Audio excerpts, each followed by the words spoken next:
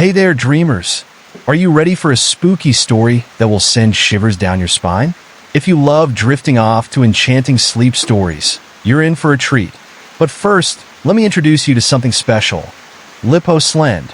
Imagine waking up feeling refreshed and lighter every morning, thanks to our amazing natural formula that helps you lose weight while you sleep. With ingredients like sulforaphane, cis quadrangularis, and acetyl L-carnitine, LipoSlend supports your body in managing weight effectively, so you can enjoy your favorite foods without the guilt. And guess what? When you order today, you'll get 2 free bonuses: Flawless Skin Secrets to help tighten loose skin after your weight loss journey, and Primal Desserts, which are delicious fat-burning sweets that will satisfy your cravings.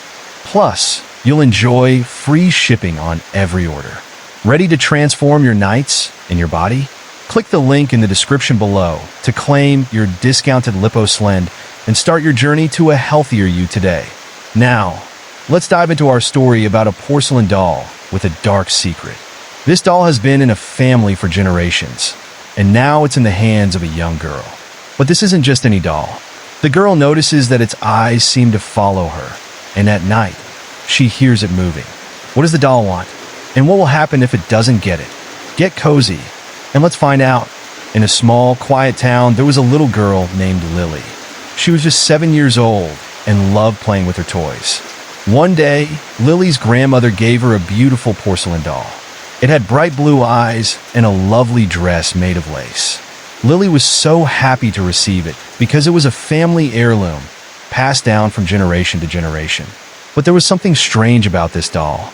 The moment Lily took it home, she noticed that the doll's eyes seemed to follow her around the room. If she moved to the left, the doll's eyes moved too. If she went to the right, the eyes followed. At first, Lily thought it was funny. Maybe it just really likes me, she giggled. But as the days went by, she started to feel a little uneasy. That night, after Lily went to bed, she heard a soft sound coming from the doll. It was a quiet rustling, as if it was moving. Lily pulled her blanket up to her chin, her heart beating fast. "It's just the wind," she whispered to herself. But deep down, she felt something was not right. The next day, Lily decided to play with the doll in her room. She named it Bella. As she played, she noticed that Bella's eyes sparkled in the sunlight. But when the sun went down, the room became dark and cold. Lily felt a chill run down her spine. She looked at Bella, and it seemed like the doll was staring right at her, waiting for something. That night, Lily couldn't sleep. She tossed and turned, listening for any sounds. Suddenly, she heard a soft whisper. "Lily." The voice was faint, but it felt like it was right next to her. She opened her eyes wide and looked around her room. Everything was dark, and the only light came from the moon shining through the window. "Who's there?" she called out, her voice shaking. But there was no answer. She turned to look at Bella, who sat on her shelf, perfectly still. "It's just a doll," she told herself, trying to be brave. But the feeling of being watched wouldn't go away.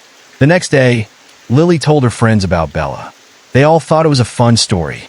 "Maybe your doll is magical," one friend said, giggling. But Lily didn't feel like laughing. She felt like Bella was hiding something. That night, as she lay in bed, she heard the whisper again. "Lily, I need you." Lily sat up, her heart racing. "What do you want?" she asked, her voice barely a whisper. The room was silent, but she felt a cold breeze sweep through. She pulled her blanket tighter around her. "I'm not scared," she lied to herself. The next morning, Lily woke up feeling tired. She had barely slept. As she got ready for school, she noticed that Bella was no longer on the shelf. "Mom, where's Bella?" she called out, panic rising in her chest. Her mother looked confused. "I thought you left it on your shelf, sweetie." They searched the room, but Bella was nowhere to be found. Just then, Lily heard a soft thud coming from the living room. She rushed to see what it was. There, in the middle of the floor, was Bella sitting upright. "How did you get here?" Lily gasped. The doll just stared back at her, its eyes glinting in the light. Lily felt a strange pull to it, like it was calling her name. That night, Lily decided to take Bella to bed with her. "Maybe if I keep you close, you won't scare me," she said softly. As she lay down, she felt a strange warmth coming from the doll. It was comforting, but also unsettling. She closed her eyes, hoping for a peaceful night. But as soon as the clock struck midnight, Lily woke up to the sound of soft giggles. She opened her eyes and saw Bella sitting up, its eyes glowing in the dark. "Lily," it whispered, "I need you to listen to me." Lily's heart raced. "What do you want?" she asked, her voice shaking. "I want to play," Bella said, its voice sweet but with a hint of something dark. "But you have to promise to take care of me." Lily didn't understand. "How do I take care of a doll?" she asked. Bella smiled, but it wasn't a friendly smile. "You have to give me what I want or else—" Lily felt a chill run down her spine. "Or else what?" she asked, scared. Bella's eyes narrowed. "Or else you will regret it." Lily didn't know what to do. She wanted to be brave, but the fear was too strong. The next day at school, Lily couldn't concentrate. She kept thinking about Bella and the strange things that happened. During recess, her friends played tag, but Lily just sat on a swing, lost in her thoughts. What does Bella want? She wondered. What if it's something bad? That night, Lily tried to ignore Bella, but the doll wouldn't let her. As soon as she went to bed, she heard the whispers again. "Lily, you have to help me." The voice was more urgent now, and Lily felt a sense of dread. "I don't want to play anymore," she said, trying to sound strong. But Bella was not happy. "You can't ignore me. I need you." The doll's eyes glowed brighter, and Lily felt a strange force pulling her toward it. She squeezed her eyes shut, hoping it would all go away. "Please, just let me sleep." Suddenly, she felt a cold hand on her shoulder. "Wake up, Lily," Bella shouted, its voice now loud and demanding. Lily opened her eyes in shock. The doll was right next to her, staring with eyes full of anger. "You can't ignore me. I won't let you." Lily screamed and jumped out of bed. She ran to her parents' room, her heart pounding. "Mom! Dad! Help!" They rushed to her side, worried. "What's wrong, honey?" her mother asked. But Lily could only point to her room. "Bella, it's not just a doll." Her parents followed her back to the room, but when they entered, Bella was back on the shelf, looking innocent and sweet. "See? There's nothing to worry about," her father said, trying to calm her down. But Lily knew better. She could feel Bella's eyes on her, watching her every move. That night, Lily decided she needed to get rid of Bella. "Maybe if I put her in the attic, she won't be able to bother me," she thought. So, she carefully picked up the doll and carried it to the attic. It was dark and dusty up there, and Lily felt a little scared. But she placed Bella in a box and closed the lid tightly. As she turned to leave, she heard a soft voice behind her. "You think you can get rid of me that easily?" Lily froze. "Bella," she whispered, trembling, "you can't leave me. I will always be with you." The voice echoed in the attic, sending chills down her spine. Lily ran out of the attic, slamming the door behind her. She felt safe in her room, but she knew Bella was still there, lurking in the shadows. That night, she tried to sleep with her light on, but the whispers returned. "You can't escape me, Lily. I need you." Days turned into weeks, and Lily's fear grew stronger. She tried to forget about Bella, but the doll was always in her thoughts. One night, she decided to confront it. "What do you want from me?" she shouted into the darkness. "Just tell me." The room fell silent, and for a moment, Lily thought she was finally free. But then she heard a soft giggle. "You'll find out soon enough," Bella said. "You can't ignore your destiny." Lily felt a wave of fear wash over her. "Destiny? What do you mean?" But Bella didn't answer. Instead, the doll seemed to glow brighter, its eyes shining like stars. Lily couldn't look away. "You'll see, Lily. You'll see." The words echoed in her mind, making her heart race. What was Bella planning? What did it want?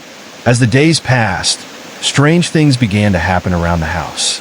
Objects would move on their own, and Lily would hear whispers in the night. Her parents started to worry. "Are you okay, sweetie?" her mother asked one day. "You seem a little on edge." Lily just nodded, not wanting to scare them. One night, as she lay in bed, she heard a loud crash coming from the living room. What now? She thought, feeling a mix of fear and curiosity. She got out of bed and tiptoed down the hallway. The living room was dark, and she could barely see anything. But then, she noticed Bella sitting in the middle of the floor, surrounded by broken glass. Lily gasped. "What happened?" she whispered. Bella turned to her, its eyes sparkling with mischief. "I wanted to play a game," it said, its voice sweet but eerie. "But you didn't want to play with me, so I had to make a mess." Lily felt a wave of anger rise within her. "You can't just break things. That's not how you play." Bella's smile widened. "But it's fun, isn't it? Just like the fun we will have together." Lily took a step back, feeling scared.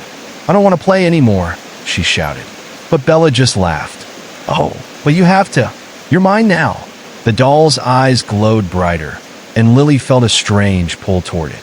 Suddenly, Bella's voice changed. "You will never get rid of me, Lily. I need you to be my friend forever." Lily felt trapped, like she couldn't escape. "No, I won't let you control me," she screamed. But Bella just giggled again, its laughter echoing in the dark. "You can't fight it, Lily. You belong to me now." The room felt colder, and Lily shivered. She had to find a way to break free from Bella's hold. I decided to talk to my grandmother about the doll. She had given it to me, and I hoped she could tell me more about its strange history. I remembered the stories she told me when I was younger, about how each doll in our family had its own spirit, its own story. I believed that maybe the spirit of Bella was angry, or maybe it was just lonely. I ran to the living room where my grandmother was sitting in her favorite chair, knitting quietly. The warmth of the sunlight streaming through the window made the place feel cozy, but I felt anything but comfortable. I took a deep breath, trying to calm my racing heart. "Grandma, can we talk about Bella?" I asked, my voice trembling slightly. She looked up, her eyes widening in surprise. "Oh dear, what's wrong? You seem so worried." I sat down beside her, keeping my voice low. "There's something strange about the doll. Its eyes follow me, and at night, I hear it whispering my name." My grandmother's face grew serious, and for the first time, I noticed a shadow pass over her features. "That doll has been in our family for a long time," she said slowly. "It's said to hold the spirit of someone who once loved it dearly. But there are warnings about it too. You must be careful with what it asks for." I felt a chill run down my spine. What did Bella want? And why had I ignored its warnings for so long? What happens if I don't give it what it wants? I asked, my voice barely a whisper. My grandmother looked at me with sadness in her eyes. "You may end up regretting it," she replied, her voice cautious. "Remember, dear, spirits can be very demanding." After I finished talking, I felt a heavy weight on my chest. I didn't want to believe that I could be in danger. But as I walked back to my room, I couldn't shake off the feeling that something terrible was going to happen. The thought of facing Bella again filled me with dread, and I knew I had to figure out what it wanted before it was too late. That night, I tried to prepare myself for whatever came next. As I lay in bed, I could hear the familiar whispers creeping in again, wrapping around me like an icy blanket. "Lily, come to me. I need you." The voice was sweet but twisted, like a lullaby that turned into a scream. I squeezed my eyes shut, trying to block out the sound. I pulled the covers over my head, but that didn't help. Then came a knock at my door, soft but urgent. "Lily?" It was my mother. "Are you okay?" I wanted to shout that I was fine, but my voice faltered. So instead, I stayed quiet, holding my breath. The door creaked open, and my mother walked in, her face lined with concern. "I just wanted to check on you. You've been acting strange since you got that doll." She sat on the edge of my bed, brushing my hair away from my forehead. But as she touched me, I felt a sudden chill in the air, and I knew it wasn't just from the draft of the window. "Can you stay with me for a little while?" I asked, my voice trembling. "I'm scared." My mom nodded, looking more worried. She stayed for a few minutes, reading a story softly. The familiar words were comforting, like a warm hug wrapping around me. But as she finished, the words were drowned out by the insistent whispers again. "Lily, you have to come to me." When my mother finally left, I was once again left alone with my fears. The darkness seemed to grow thicker, pressing in from all sides. I glanced at Bella, now sitting on my shelf, its bright blue eyes glowing like tiny lanterns. "What do you want?" I whispered, desperation creeping into my voice. But Bella didn't respond. Instead, it felt like the whole room was closing in on me. I could almost feel the energy pulsing from the doll, wrapping around my throat, squeezing, making it hard to breathe. I took a deep breath, trying to calm myself. I had to be strong, but deep down, I felt helpless. Suddenly, the lights flickered and went out, plunging my room into darkness. My heart raced. I could hear the soft rustle of fabric and the faint sound of porcelain clinking together. I reached for the lamp on my bedside table, desperately trying to turn it on, but it wouldn't work. No, no, no! I cried, panic rising. Then, out of the corner of my eye, I saw Bella start to move. It slid off the shelf, its tiny porcelain feet touching the floor with a light thud. I froze, unable to move or scream. The doll began to walk toward me, its expression changing.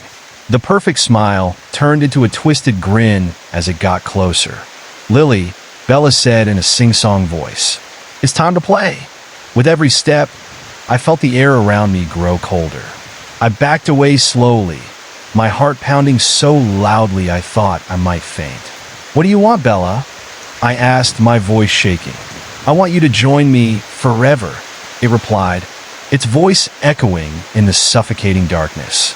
"You ignored me for too long. Now you will pay the price." My breath caught in my throat as I fell back onto my bed. This wasn't just a game. This was a trap. I thought quickly, searching for something to defend myself. My eyes landed on the small toy box in the corner. If I could just grab something, maybe I could distract Bella or find a way to make it stop. I lunged for it, feeling the cold air rush past me as Bella drew nearer. But before I could reach the box, Bella lunged forward, its porcelain fingers gripping my wrist with an icy grip. "No more running away, Lily. You can't escape your destiny."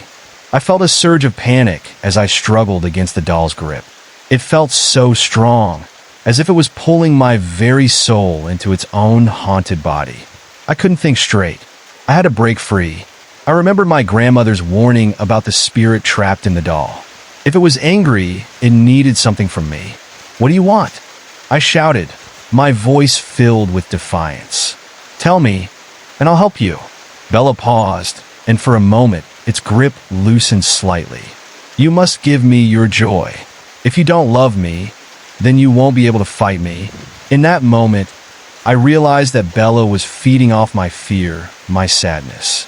It thrived on my dread. "Take it then," I yelled, summoning every ounce of courage I had.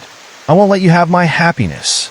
With a final push, I pulled away from Bella, breaking its hold on my wrist. The energy in the room shifted as I felt a rush of warmth flood through me, the determination to not let this doll control my life. Suddenly, Bella's eyes flared with rage. "You can't do this to me," it screamed. The lights flickered wildly, and the winds outside howled, rattling the window. I stumbled back against my bed, terrified of the force of energy flying around the room. Then I saw it. A flash of light erupted from Bella's body, and for a split second, I saw a flicker of the spirit trapped inside. It was a girl, no older than me, with wide eyes filled with desperation. I could see her pleading for help, trapped in the confines of that doll. "Help me, please," the girl cried, her voice barely audible over Bella's howling rage. My heart twisted with empathy, knowing that I wasn't just dealing with a demon, but with a lost soul. "What do you need?" I asked, realizing this was a chance to break the curse. "The joy you hold dear. If you give me a piece, I can be free," the trapped girl whispered. The very thought shook me to my core. A piece of my joy. How could I part with it?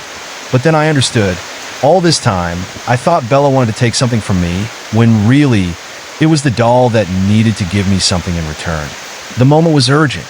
I could feel the pressure mounting, the air thick with tension. I concentrated hard, thinking of all the things that made me happy. My family, my friends, the laughter and love. "You can have it," I shouted. "Just set her free." As soon as the words left my lips, Bella's form began to flicker, and the doll trembled violently. The spirit's eyes glistened with hope as it surged toward me. The whole room started to rattle, and with it, my heart raced. No, I couldn't let go. I focused on my love, and the warmth spread through my entire being. "I won't give up," I shouted. The spirit inside the doll began to glow brighter, and I felt the strength flowing from our connection. As the warmth filled the room, I saw the girl smile, and her form grew clearer, stronger. "I'm here! I'm coming home!" she exclaimed, and with that, the room exploded in a burst of light. Bella screamed, her porcelain face contorting in fear. The doll cracked and split apart, shards flying everywhere. I shielded my face as the light enveloped me, spinning as if the whole world was turning upside down. And then, silence. I opened my eyes carefully, finding myself lying on my bed again. The room was filled with soft moonlight, and Bella, the doll, was gone. Only a pile of broken porcelain lay where it had stood. But my heart felt lighter, almost as if a burden had been lifted. Did it work? I whispered into the quiet. A sense of calm washed over me, but the air still felt charged with something, an echo of the energy that had swirled through the room moments before. I got out of bed, my heart still racing, and took a step toward the shattered doll. I knelt down, but instead of fear, I was met with a strange sense of peace. I felt the spirit, that lost girl, had found her way to freedom. But as I stood up, a cold wind swept through my room, chilling everything in its path. The faint whispering returned, echoing in the corners. "You think you're safe?" The voice was low and menacing, sending shivers down my spine. My heart dropped. Bella's spirit was no longer the only one lingering in the room. A new presence rose from the shadows, and just like that, my feeling of triumph shifted back to dread. I could barely move as I watched the outline of another figure take form, something darker, more sinister. "Did you really believe it was that simple?" The voice echoed around the room, hollow and mocking. "Freedom has a price, little girl, and you've just begun to pay it." I stood frozen, caught between fear and confusion. What had I unleashed? What awaited me in the darkness that took shape before my eyes? My stomach twisted with uncertainty, and I realized Bella's legacy was far from over. I stood frozen, caught between fear and confusion. The air in the room thickened, and the shadow before me twisted and coiled, almost alive. The new figure had a presence that felt ancient, its energy heavy and oppressive. I could barely breathe as I stared into the depths of its dark form, a mass of shifting shadows that swallowed the light around it. "Who are you?" I managed to whisper, my voice shaking. The figure chuckled softly, a sound that sent chills racing down my spine. "I am what you set free, girl. You think you can rid yourself of that little doll and leave unscathed? You have opened a door that cannot be closed."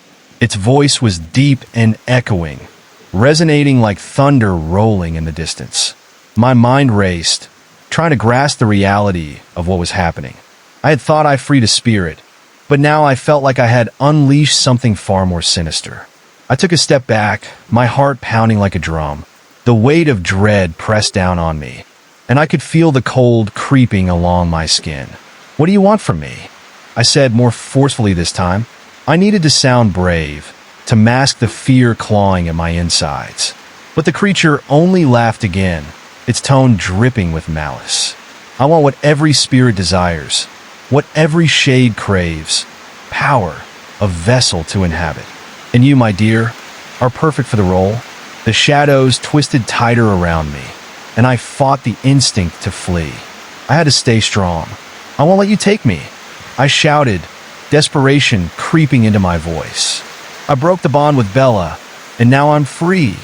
The figure flared, its darkness deepening, almost pulsing with anger. "That bond is only a thread. What I offer is far greater than you could imagine. Join me, and your life will be filled with unimaginable strength." I felt a seductive pull, like a whisper teasing at the edges of my mind. Images danced before me, an existence filled with power, control, and the ability to never be afraid again. But just as quickly, I pushed those thoughts away. "I won't be a part of this." My resolve ignited a fire in the darkness. "Oh, but you will, child," it hissed, its voice like ice scraping against stone. "Just as you felt the joy slip away, so too will you feel your anger and fear wrap around you like a cloak. You may try to resist now, but you will come for me. I promise you." With that, the dark figure shot forward, engulfing me in its cold embrace. I felt a weightlessness take over. The room around me blurred. I could no longer feel the ground beneath my feet. I was drifting in an abyss where time had no meaning, lost in an endless expanse of shadows that closed in like a vice. I screamed for help, but my voice echoed back to me, swallowed by the void. Panic surged through me as I thrashed in the darkness, desperate to find a way out. The sensation of being lost intensified. I could feel memories flicker through my mind, dreams of laughter and warmth, of love and friendships. But those memories began to fade, leaving only despair in their wake. In that moment of despair, I remembered my grandmother's words about spirits. There had to be a way to confront this darkness, to break free from its hold. I thought of the little girl trapped in Bella, how she had shown me a glimmer of hope. If I had the strength to stand against Bella, perhaps I could confront whatever this was. As I focused on that thought, an unexpected light broke through the darkness. It wasn't bright, but it flickered with warmth, a promise that I was not alone. You need to believe in yourself. My grandmother's voice resonated through my mind. The light inside you is stronger than any shadow. Suddenly, I felt a rush of energy bubble up from within. My heart raced, and the warmth spread through my body. I could feel the shadows shying away from me, recoiling as I fought back with everything I had. I am not afraid, I declared, my voice echoing defiantly. Such foolish bravado. The shadow hissed, but I could see the fear in its swirling form. Encouraged, I pushed back harder, imagining the warmth of happy moments, the love I felt from my family and friends. It was tangible now, a radiant force growing stronger with each thought. With a scream, I reached out toward the darkness. I envisioned it breaking apart, dissolving into harmless wisps. You are nothing. You have no power over me. The creature shrieked in response, the sound piercing and frantic. The more I fought, the more the dark tendrils twisted and recoiled, their grip weakening as they struggled against my light. Then, with one final surge, I thrust my energy forward, and the darkness shattered like glass, exploding into countless fragments that glittered in the air before fading away. The world around me shifted back into focus, and I found myself standing in my room again, the remnants of Bella's porcelain shattered across my floor. But even in victory, unease settled over me. I glanced around, feeling the oppressive weight was still lurking, the sense that something else was watching, waiting in the shadows. I quickly stepped back, scanning my surroundings, but the room appeared unchanged and quiet. Then I noticed it, a chilling breeze brushing against my skin, whispering my name again in that hauntingly familiar voice. Lily, I'm still here. Panic clawed at my throat, and my heart raced in response. What do you want? I shouted, forcing confidence in my voice. Silence answered, and I felt a creeping sensation at the back of my mind, like fingers trailing down my spine. I'm not done with you, the voice echoed, more sinister than before, more powerful than anything I had felt just moments ago. It was lurking just out of sight. You stood in my way, and now you'll pay the price for your defiance. Images of Bella flashed through my mind. The joy, the anger, the spirit. That connection went beyond a simple doll. What do you mean? I challenged, but it felt like a feeble attempt to hold on to my courage. Inside you flows the legacy of those who came before you, the voice continued, wrapping around my thoughts like a vine squeezing tighter. You cannot break the cycle of fear, of darkness, without embracing it. You have only begun to scratch the surface of the magic that resides within you. Magic, I stammered, piecing it together. I had always felt different, but now it felt like a curse instead of a gift, a link tying me back to whatever this thing was. I shook my head, tried to deny it. I wasn't ready for this. I wasn't up to the challenge. The stronger the darkness, the stronger the light needed to combat it. The voice taunted, sending a shiver through me. The choice is yours, dear Lily. Embrace your legacy and join me in power, or face the consequences of your fear. You will be mine one way or another. Suddenly, the temperature dropped again, and I felt a sickening dread unfurling in my stomach. I was caught in a battle between light and shadow, but this time, the shadows were far more powerful than I ever could have imagined. My breath came in harsh gasps as the room seemed to distort around me, reality bending in ways that made everything feel surreal. I felt the presence tightening around me again, and the corners of my vision began to darken, closing in like a thick fog. I had to get out. I had to escape this nightmare that had no end. The challenge was much larger than I had anticipated, and I didn't know how much strength I had left. I turned and bolted for the door, adrenaline coursing through my veins. My heart hammered wildly as I pushed past the remnants of broken porcelain. Each step felt heavy, like I was wading through water, fighting against an unseen force trying to hold me back.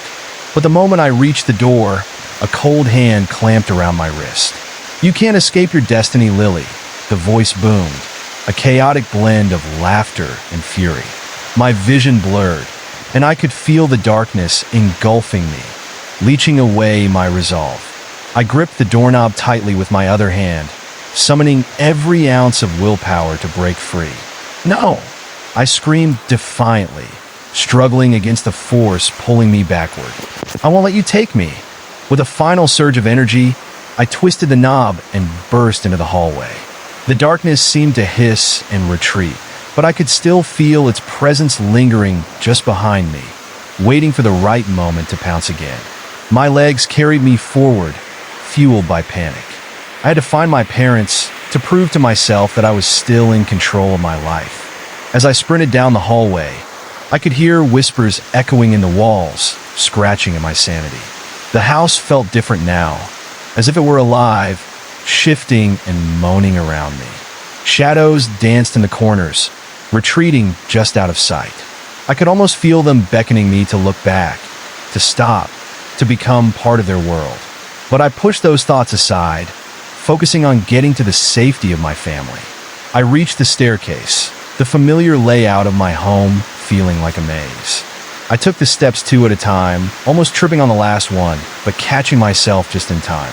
Fear propelling me forward, I burst into the living room, calling out for my mother and father. But to my horror, no one was there.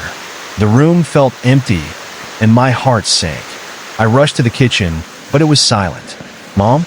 Dad?" I cried out again, but the only answer was the eerie echo of my own voice.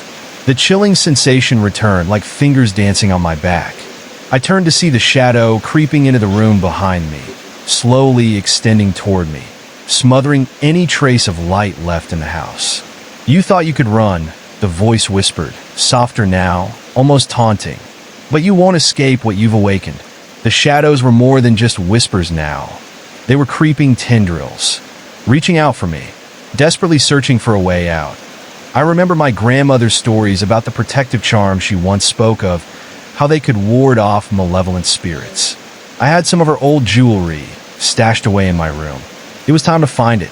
With renewed determination, I turned back toward the hallway and dashed toward my room, the whispers growing louder and more frantic.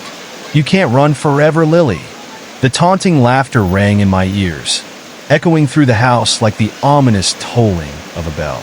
I burst into my room, fear surging as I searched for the box of jewelry. My heart sank as I fumbled through the drawers and picked through trinkets until I found it. My grandmother's old locket, tucked away in a small box under my bed. I held it up, feeling the cool metal against my skin, a piece of my heritage. I could feel warmth radiating from it, as if it held the remnants of her protective spirit. "Now, let's see how strong your darkness really is," I whispered defiantly. I could still hear the shadow creeping closer, the whispers twisting through my head. "You don't scare me." I clutched the locket tightly, focusing on the warmth growing inside me. As I stepped back into the hallway, holding the locket in front of me like a shield, the shadows recoiled, hissing and crackling like static. "What do you think that little trinket will do?" the voice mocked, now tinged with irritation. "Everything," I shouted back, feeling the courage swell within me. The darkness writhed as I took a step forward, the locket glowing faintly in my grip. "You will not take me," I stated firmly, the power of my lineage bubbling to the surface. The shadows lashed out, attempting to smother the light, but it pushed back, illuminating the dark corners of the hallway. I felt the room pulse with energy, my heart racing in rhythm with it. "This ends now," I yelled defiantly, and as if in response to my determination, the locket began to glow brighter, bathing the hallway in warm light. The darkness shrieked, twisting and contorting. "You cannot hold back the tide, child." The voice bellowed, panic and rage swirling together. "You think you've won, but this is only the beginning." The shadows seethed as the light spread, pushing them back into the corners, revealing their true nature, twisted and deforming figures that writhed as they faded away. I could feel their anger, their need to take control, but with each pulse of light, my confidence grew. The more I embraced the light, the weaker they seemed. "This is not your home anymore," I declared, lifting the locket higher as it filled the air with a soft, glowing hum. "You will not have me." With a final surge of determination, I thrust the locket forward, feeling the energy radiate from it like a beacon. The shadows screamed, a cacophony of wails that engulfed the hall. "You don't understand what you've unleashed," they shrieked, their voices echoing in a horrifying chorus. "You are playing with forces beyond your comprehension, Lily."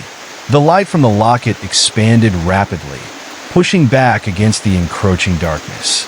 The walls seemed to pulse with life, and I could see the outlines of faces covered in anguish, eyes wide with rage and despair. Their forms flickered in and out of existence, and I felt a wave of sympathy wash over me. They were trapped just like the girl in Bella, perhaps lost souls searching for peace, but I had to stay focused. I took a deep breath, channeling every memory of joy and love I could muster. The laughter of my friends, sweet moments spent with my family, and the warmth of the sun on my face filled my mind. I could feel the magic inside me grow stronger, intertwining with the energy of the locket as I pushed forward, illuminating the shadows. As I advanced, the anguished faces twisted in pain, their mouths opening in silent screams. They were all lost, all echoing the same desperate plea. "Help us, Lily! Free us!" But beneath their cries, I sensed something more sinister, an undercurrent of malice, a desire to pull me down into their depths. "No!" I screamed, shaking my head violently. "I won't join you." The darkness surged forward, swirling around my legs like a storm, trying to drag me into the void. My heart raced as I felt its cold grasp tighten, but I refused to let it win. "Get away from me!" I shouted, raising the locket higher still, the light spilling through the hall like liquid gold. In a flash, the darkness recoiled, momentarily staggering back. But then I noticed something horrifying. The air crackled with energy, and the room began to warp. The corners of the walls seemed to bend, warping into grotesque shapes, the ceiling lowering as if it were about to crush me. The shadows, sensing my momentary weakness, coiled tighter around my ankles, their grip like iron as they sank deeper into my thoughts. "Join us, why fight it?" the voice taunted, softer now, caressing my mind with chilling familiarity. "You belong with us. Embrace the power we can give you. You can control it all." I shook my head again, fighting to maintain my grip on reality. "No, I won't give in. You're using fear to manipulate me." My mind raced as I fought against the numbness creeping into my limbs. The temperature dropped, wrapping me in a frigid embrace as I struggled to hold on to the light. Suddenly, a rush of wind blew through the hallway, scattering abandoned whispers like leaves caught in a storm. The shadows were pushed back, their forms flickering violently as the locket pulsed with an urgency I could barely comprehend. Each heartbeat resonated through the air, and I felt my courage rising again, battling against the icy grip holding me in place. But just as I thought I was gaining control, I felt a searing pain in my head, as if 1,000 needles were stabbing my mind. The shadows fed upon my fear. They could smell my weakness. "You think you shine brighter than us?" the voice hissed, dripping with disdain. "We are many. We are eternal." The shadows began to swirl into a vortex, their collective energy building like a storm ready to explode. Just then, I caught a glimpse of movement to my side. It was a flicker of light, a shard of purity cutting through the darkness. The trapped girl from the doll, I realized her spirit emerging from the shadows. "Lily," she called, her voice fragile, yet filled with an undeniable strength. "You must fight. Together we can break their hold." Without thinking, I extended my hand toward her, and she surged forward, the light connecting between us like a lifeline. "You're not alone," she whispered, and with that, the power of our collective light expanded, a radiant force that pushed back against the encroaching gloom. The shadows writhed in agony, their forms wriggling like worms exposed to the sun. But the voice grew furious, weaving through the air like a serpent. "You think this is a game? You think you've won?" It lashed out, and in that instant, I felt a violent force strike me, knocking me back against the wall. I gasped in pain, the locket slipping from my grasp. My vision blurred, and the shadows closed in, eager to snuff out the warmth I had fought to hold on to. As darkness encroached, I scrambled to retrieve the locket, knowing it was my only hope. But I could hear it, the whispers and laughter growing louder, the collective voices urging me to submit. "Give in, Lily. You are meant to be one of us." They were weaving a tapestry of fear, trying to ensnare my spirit, to drown me in despair. "No!" I yelled, desperation leaking into my voice. I forced myself to reach for the locket, clenching it tightly as I pulled myself up from the ground. With a surge of defiance, I summoned every ounce of strength I could muster. "You don't own me!"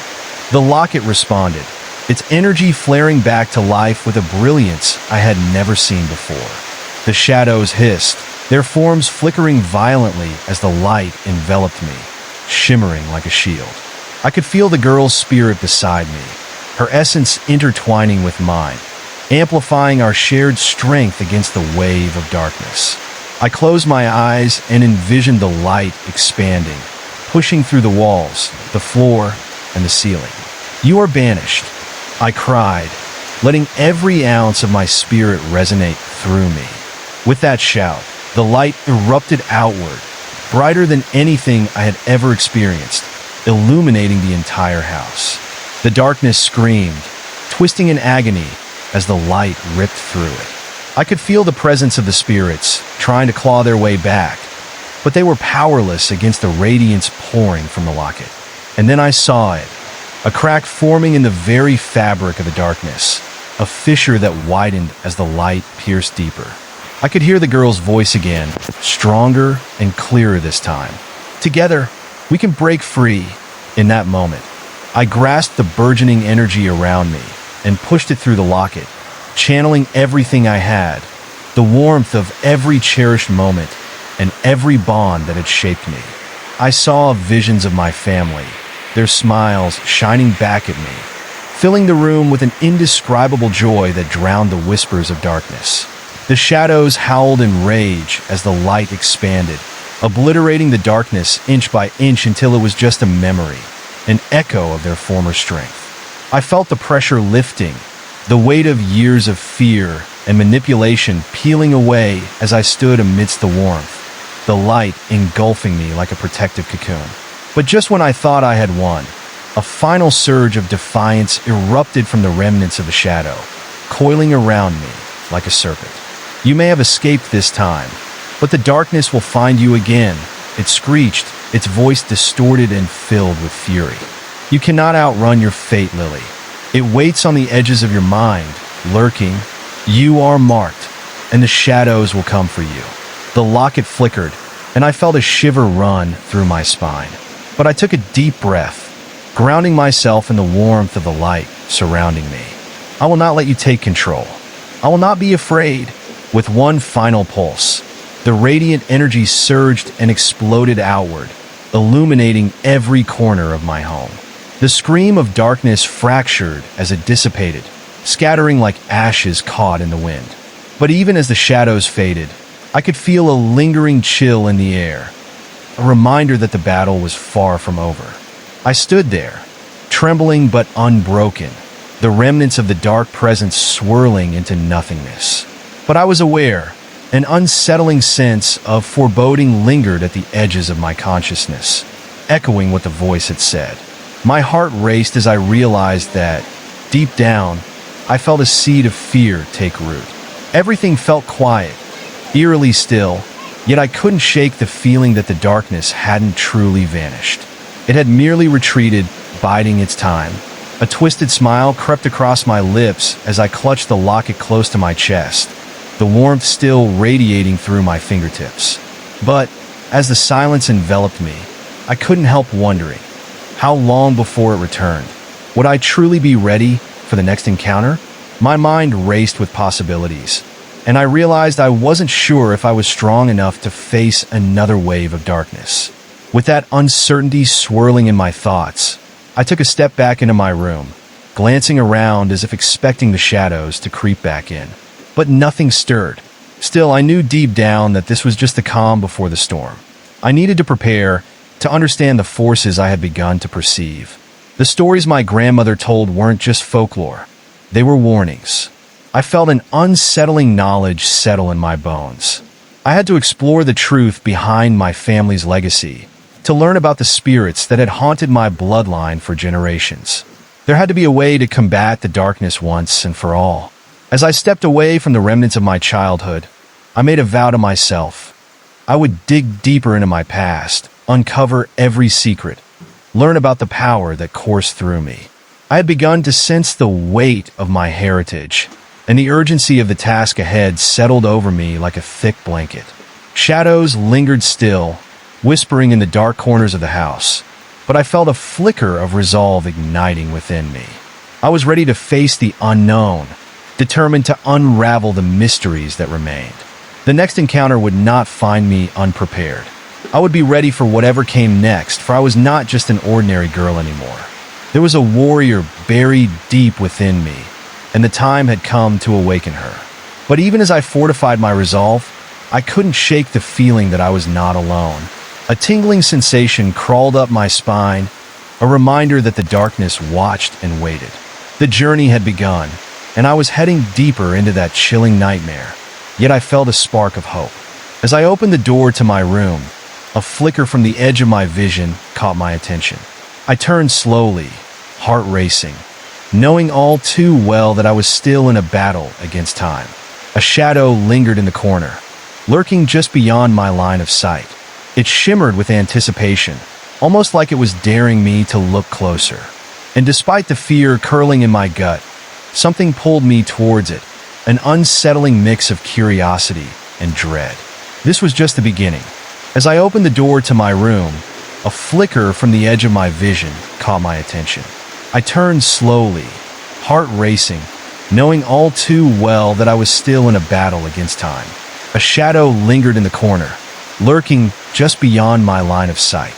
It shimmered with anticipation, almost like it was daring me to look closer. A chill crept up my spine, turning my breath shallow. I hesitated, the tension in the air thick enough to slice with a knife. My instinct screamed for me to turn away, but something compelled me to step closer, to confront the darkness that had returned. As I took a tentative step forward, the shadow began to shift, distorting into shapes that twisted and writhed like smoke. I could hardly breathe, the heavy air pressing down on me. I felt the locket pulse against my chest, its warmth beckoning me back to safety. But that dark silhouette pulled me in, whispering promises of power and secrets yet to be discovered. "What do you want?" I challenged, my voice barely above a whisper, trembling with fear I tried to suppress. The shadow flickered, and for a moment, it seemed to morph into a familiar form.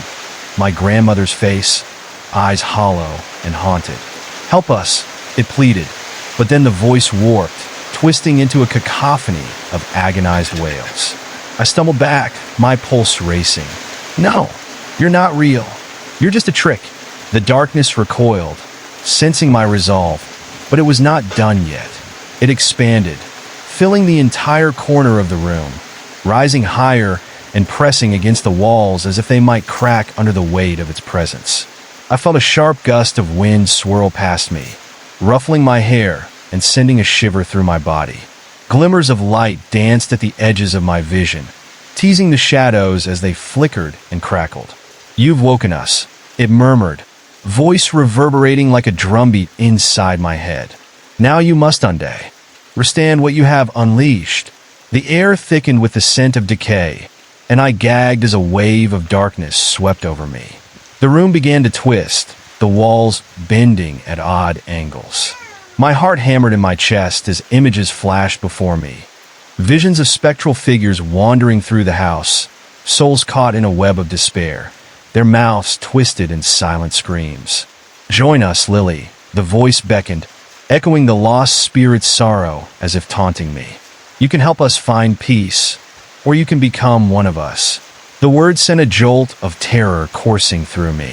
I could feel the intense power pulsating just beyond my reach, and it stirred something deep within, a strange yearning to belong, to be part of something greater, but the cost was too steep. I shook my head firmly, trying to distance myself from the lure of the darkness. "I won't let you take me," I cried out, forcing my will into my voice. "I will fight you." But as I gathered my strength, the shadow surged forward, wrapping around my body like an icy shroud. My breath hitched, and for a moment, I felt entirely trapped, consumed by despair. The locket's glow dimmed, struggling against the overpowering darkness. I needed to remember the warmth, the connection to my heritage. "Remember who you are," the girl's voice echoed in my mind, bringing a rush of determination. I closed my eyes, picturing my grandmother, her steady hands brushing over the charm she had worn, the stories she told me in the twilight hours. I felt her presence infusing me with strength. With renewed energy, I grasped the locket tight and inhaled deeply. "You don't control me," I shouted, focusing every emotion into my words. Fear, anger, desperation, and above all, love. The locket blazed to life, shooting beams of light against the suffocating shadows, pushing back against the swirling mass. The darkness shrieked, a terrible sound that rattled the windows, shaking the very foundations of the house. I felt the force of it rattle through my bones as it reared back. I could taste the bitterness of its rage and fear. Something within it frayed. "You think you can defy us?" A chorus of voices hissed, intertwined like a serpent. "You are bound to your lineage, just like we are bound to this place. Your strength is our strength." As the shadows writhed, I strained against the tightening grip, struggling to keep my focus. The images from before flooded back, the spirits waiting, hopelessly trapped. They were real, and they needed to escape this haunting existence. Even though the darkness pressed against me relentlessly, I understood now. I was not just fighting for my survival, but for theirs too. "Leave them alone," I cried, feeling the locket tug in my hand as if urging me to channel my emotions. I thought of every moment of love and happiness I could muster. The warmth intensified, brilliant rays erupting from the locket, casting long shadows on the walls. The shadows howled in protest, their forms jerking as the radiant light continued to expand. "You are a fool to think you can save them," it roared, but I could see fear flickering in its core. I glanced toward where that flicker of familiarity once stood, my grandmother. The love and memories fueled my determination. As the shadows recoiled, I dared to step forward. "You may be strong, but I'm stronger with every heart that beats in this house." Each step ignited that renewed energy, pulsing through me with a burning intensity. The light now felt like an extension of my very being, erupting into the space filled with eerie shadows. "Be gone!" I shouted, feeling the power surge. The darkness writhed, its forms twisting and bending chaotically. "You don't belong here. You are nothing but echoes." I thrust my arm forward, directing every ounce of energy into the light streaming from my locket. It burst forth, illuminating the entire room, bathing every corner in golden warmth. The shadows shrieked in a chorus, their forms collapsing in on themselves, each echo of desperation clawing at their transient forms. "Help us! Help us!" they cried, but the sound fell flat as my light began consuming their darkness. Panicked, they twisted and turned, not yet ready to fade into oblivion. My vision blurred with the intense brightness, but I kept my focus, drawing forth every shred of love within me. The shadows began to fracture, breaking apart like shards of glass caught in a whirlwind. I watched as their forms shattered into thousands of droplets, scattering into oblivion, clinging desperately to the very space they sought to control. And in that chaos, I felt a sudden rush, an overpowering sense of release. I raised my arms higher, the light creating a protective barrier around me. The air hummed with energy vibrating through the room, pushing outward until it felt like I could burst open the walls. "You will no longer haunt my family," I cried. I thought of my grandmother, of her warmth and strength. "You will not have them again." Just then, the shadow molded fiercely into a monstrous shape, towering above me, a grotesque amalgamation of pain and rage. Its eyes glinted with malice, and it bellowed, echoing with voices long forgotten. "You will pay for this, Lily. You cannot hide from your legacy." Flow. I felt it, an overwhelming compulsion, urging me forward as if the very fabric of my being intertwined with the battle around me. I thought of the girl, the spirits trapped in shadows, their fate intertwined with mine. In that chaotic moment, I realized that my destiny was not one of solitary defiance, but of connection and unity against the darkness. "Fight with me," I bellowed, calling out to the spirits lingering in the corners, their faces now illuminated with desperation. "Join me in this battle." The remaining shadows hesitated, caught in a web of fear and uncertainty, and I felt the fragments of lost souls reaching back. The voices of the spirits harmonized, a crescendo of strength swelling around me as they surged forward, merging with the light I had unleashed. The air thrummed with a new energy, brilliant and fierce, the shadows shrinking beneath its glow. The essence of their desperation and my fervent hope twisted in a dance, their pain intertwining as they surged forth, swirling around me like a tempest. Suddenly, the monstrous shadow recoiled, its form splintering under the force of the light.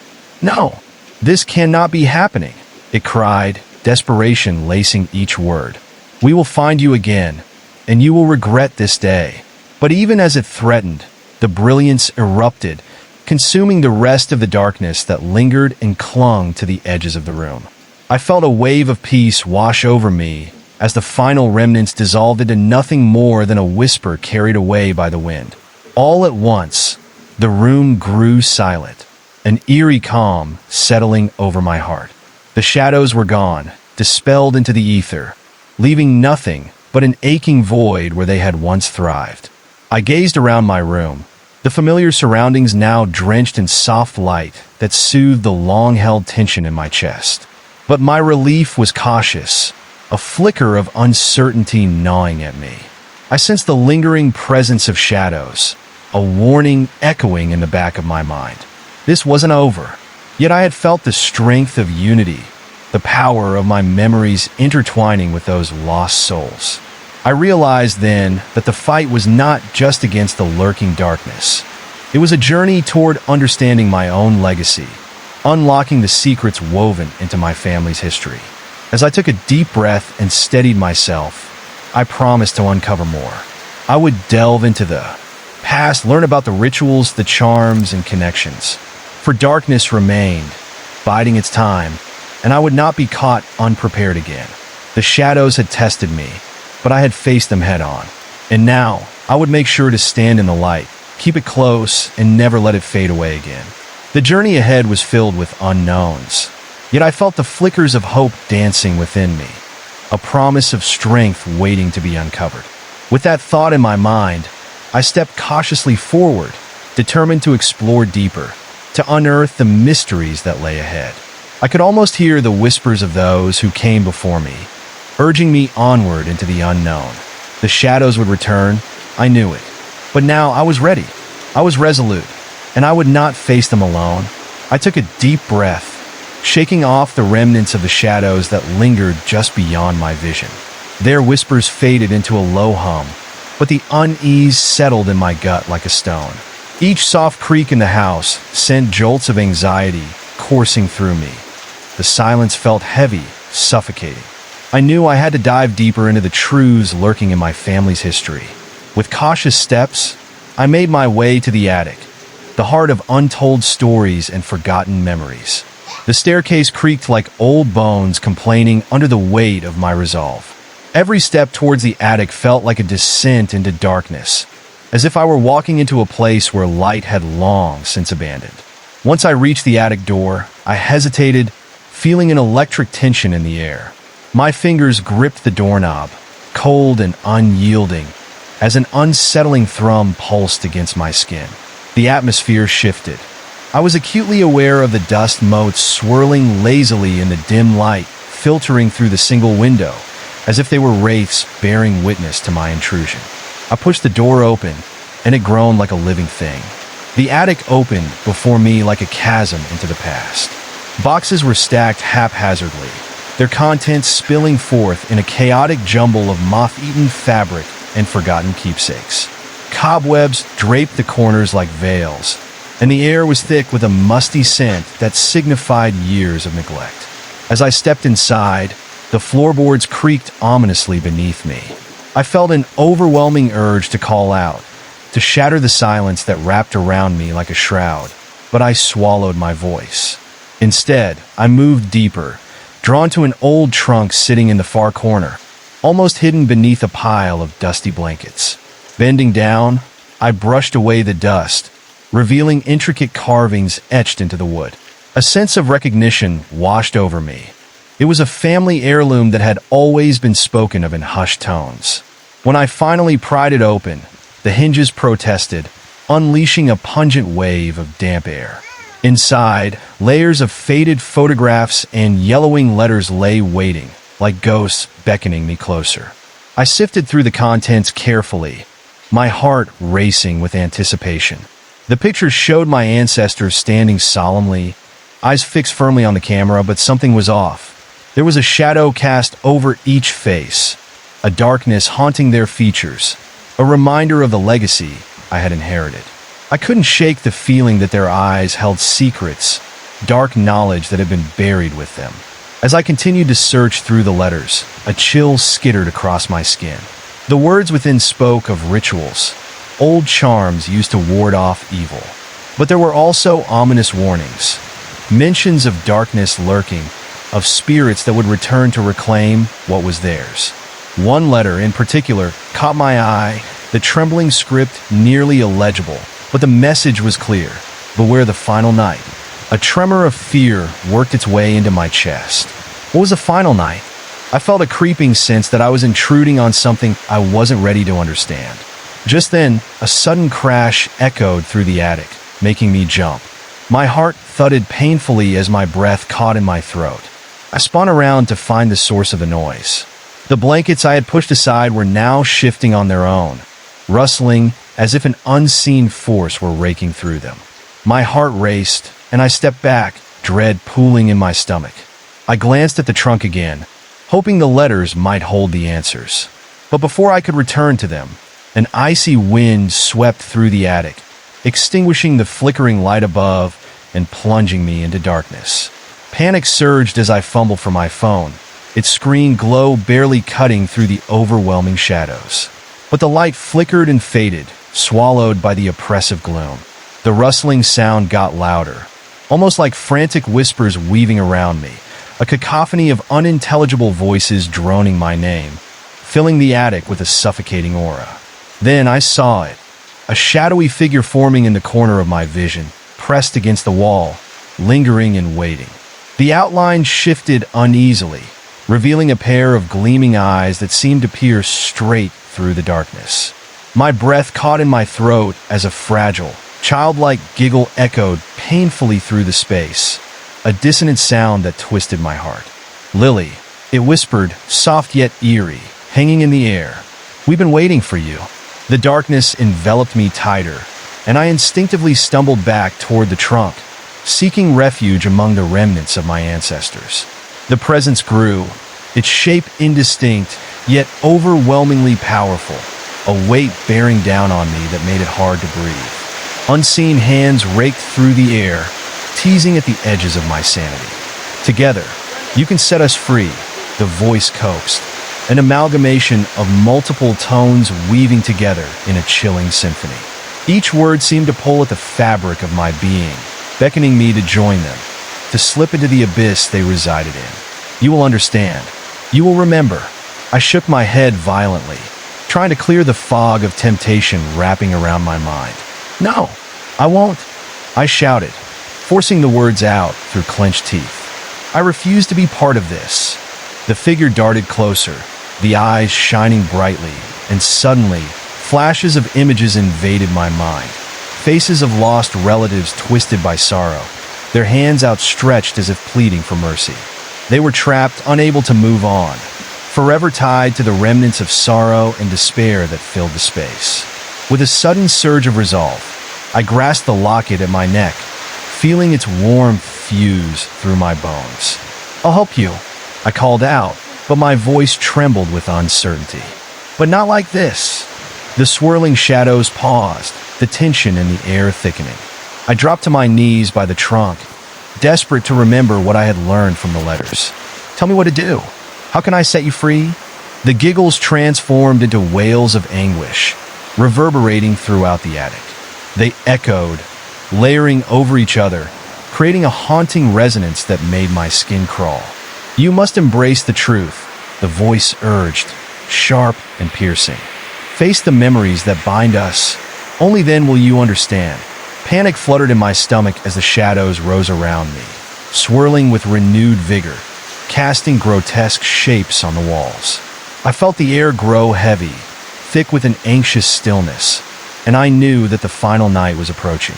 It was no longer a distant threat. It was looming. Remember the stories. The figure hissed, drawing closer still, a whirlwind of dark energy swirling at its core. Unlock the past. Accept the legacy. With my heart pounding in my ears, I realized that denying the truth might consume me. I had to confront whatever darkness intertwined with my family's fate. I felt the pressure of the shadows growing, felt them pushing me toward a revelation. Driven by fear and determination, I cautiously reopened the trunk, rummaging through the photographs and letters, desperate for understanding. Suddenly, one dusty photograph slipped from my grasp. It fluttered to the floor, flipping open to reveal a scene I had never seen before. A gathering of figures surrounded a bonfire, expressions of ecstasy and terror plastered across their faces, light mingling with shadows. But what caught my attention was the unmistakable figure at the center, a woman who bore my likeness, her face illuminated with a haunting glow. I froze, staring as realization struck. This was my grandmother in one of the rituals she'd spoken of in whispers. The state of euphoria mingled with fear evident in the eyes of everyone present. An ancient ceremony, a pact with forces beyond comprehension, and somehow I was tied to it all. Inherit the pain and the power, Lily. The raspy voice echoed, certainty flooding the space. Embrace your birthright. The giggles returned, now warbled with malignant intent, reverberating through my mind like a demonic chant. I looked around frantically, desperate to escape the mounting pressure, but the attic walls seemed to close in. I was trapped within this legacy, within the shadows that whispered for release, hungering for bloodlines to save them from eternal sorrow. With a ferocity born of desperation, I held my breath and resolved to engage with this twisted heritage. I gathered every memory of love and fear, past and present, feeling them meld into a torrent of understanding as the essence of the shadows swirled around me. I will remember, I vowed, my voice steadier than before, resonating within the very core of the darkness. I will uncover the truth of my family, and I will confront whatever darkness binds us.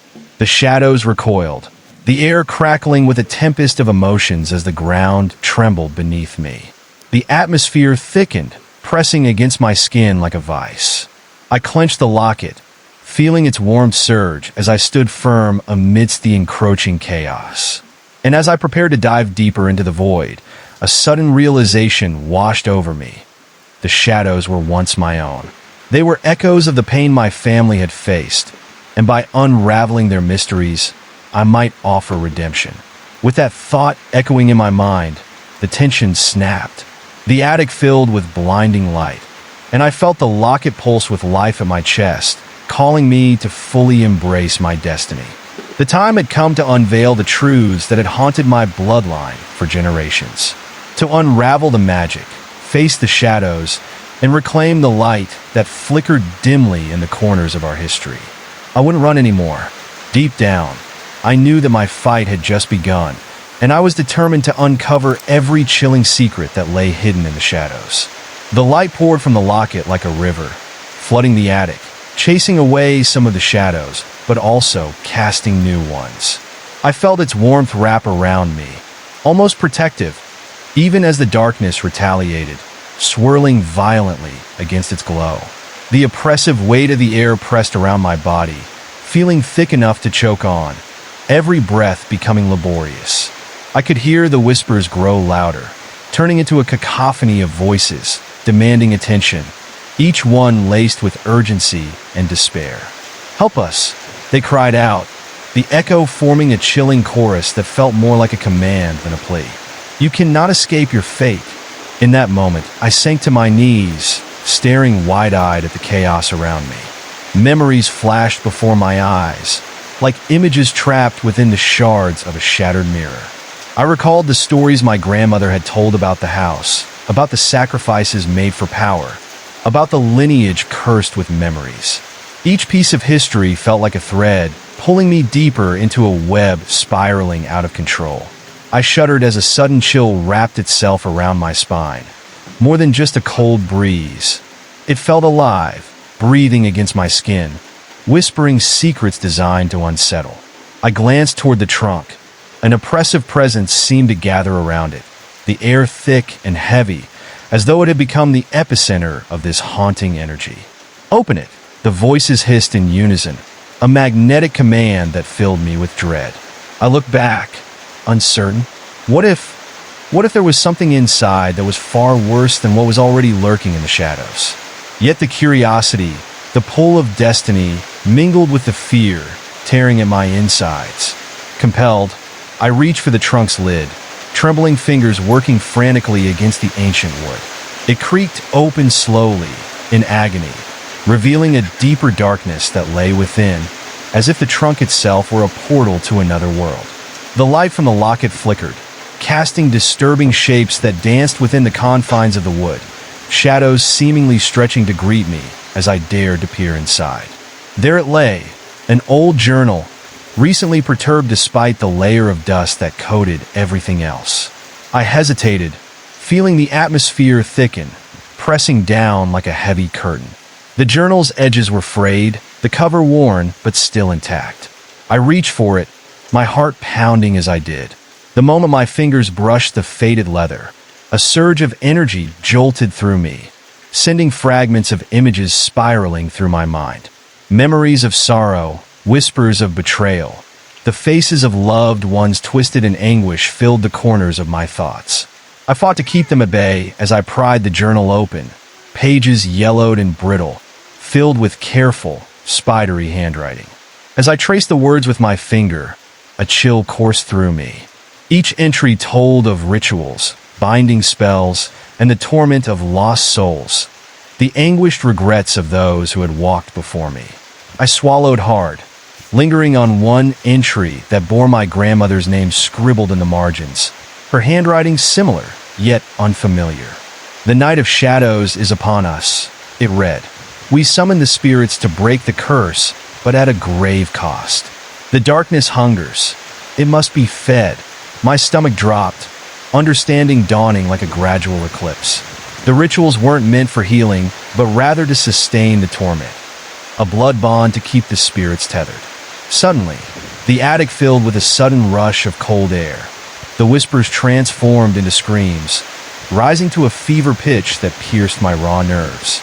I clutched the journal tightly, feeling the weight of my family's sins pressing down upon me. I could see shadows creeping closer from the far corners of the room, stretching, clawing their way toward me like desperate hands reaching for salvation.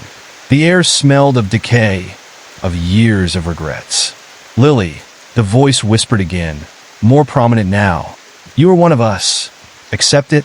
I pressed my back against the trunk, panic surging as I gasped for breath. The figures emerging from the shadows grew clearer, ghastly forms resembling my ancestors, their faces contorted in anguish, mouths opening and closing, but making no discernible sound. I could feel a heavy pull, a strong connection, as though they were inviting me to join their fate. The locket pulsed at my chest, sending warmth through me, and I screamed, "What do you want from me?" My voice seemed to slice through the ethereal shrieks surrounding me, but their silence was chilling, more pressing than ever. I felt the shadows bump and scrape against my limbs, fingers grazing my skin. Like icicles. "Finish what we started," they begged, their voices imbued with a desperate longing. I let out a shaky breath, heart racing as the reality settled in. The shadows sought retribution. The unfinished business hung thick in the air, and they needed a vessel to carry it through, a sacrifice to mend the severed ties of their existence. My fault? What do you mean? I stammered, the creeping sense of dread tightening around my chest. Questions raced through my mind like wildfire. What price would I have to pay? What did they want me to do? Just then, a cacophony erupted, the shadows swirling around me like a storm, throwing dust and debris into the air. The journal trembled in my grip, pages fluttering as if caught in an unseen wind. An ancient, ice-cold tendril slithered around my ankle, pulling at me, testing my strength. "Feed the curse. Feed the darkness," the voices urged, wrapping me in a sinister embrace. "Only then will we have peace." I closed my eyes tightly, fighting the overwhelming urge to succumb. When I opened them again, the attic was transformed. A swirling mass of memories materialized around me, tangled with bright flashes of firelight that illuminated the specters. Each light held a different story, each flicker intertwined with my bloodline. I glimpsed the ancestral bonfire from the photograph, the figures swaying in a frenzied dance, faces grim yet blissful, recounting tales of how their lives had been linked together, bound by shadows. "Join us," they shrieked, voices rising to a fever pitch as shadows swung towards me, teasing my sanity. I felt disoriented, lost in the chaotic dance of spectral figures as they molded around me, an alluring yet terrifying web. Then, I heard a soft sob, delicate and resonant, slicing through the hysteria. I had to find a source. Was it a lost spirit, a fragment of the past? With renewed determination, I searched for the voice amidst the chaos, heart racing as I felt the shadows pulling at my edges, desperate to trap me. "Help me, please," it pleaded, drawing me towards a corner of the room where the shadows receded, revealing a small figure standing in the remnants of light. A girl, facing away from me, arms wrapped around herself, her long hair cascading like tendrils of darkness. My chest tightened with recognition. She looked like me, but older, burdened by her sorrow. Who are you?" I struggled to ask, stepping cautiously closer. "What do you need?" Slowly, she turned, and the light illuminated her face, revealing sunken eyes brimming with tears. "I am what you have to become," she whispered, her voice fragile like glass. "I am the choice you will face, the darkness you must navigate to save us all." The shadows twisted angrily, narrowing the space between us as if the girl was a beacon of hope they wished to snuff out. "Don't listen to her. She will betray you," they shouted in unison, their voices a mixture of desperation and rage. "Trust me," the girl implored, stepping forward until she was nearly lost in the swirling darkness. "You are stronger than they think. You can break this cycle." A surge of emotion washed over me, a split-second realization that I had to confront the truth. not just for myself, but for every lost soul entwined with this house's history. The shadows reared back at my hesitation, their forms coiling with anger, pushing me into an impossible choice.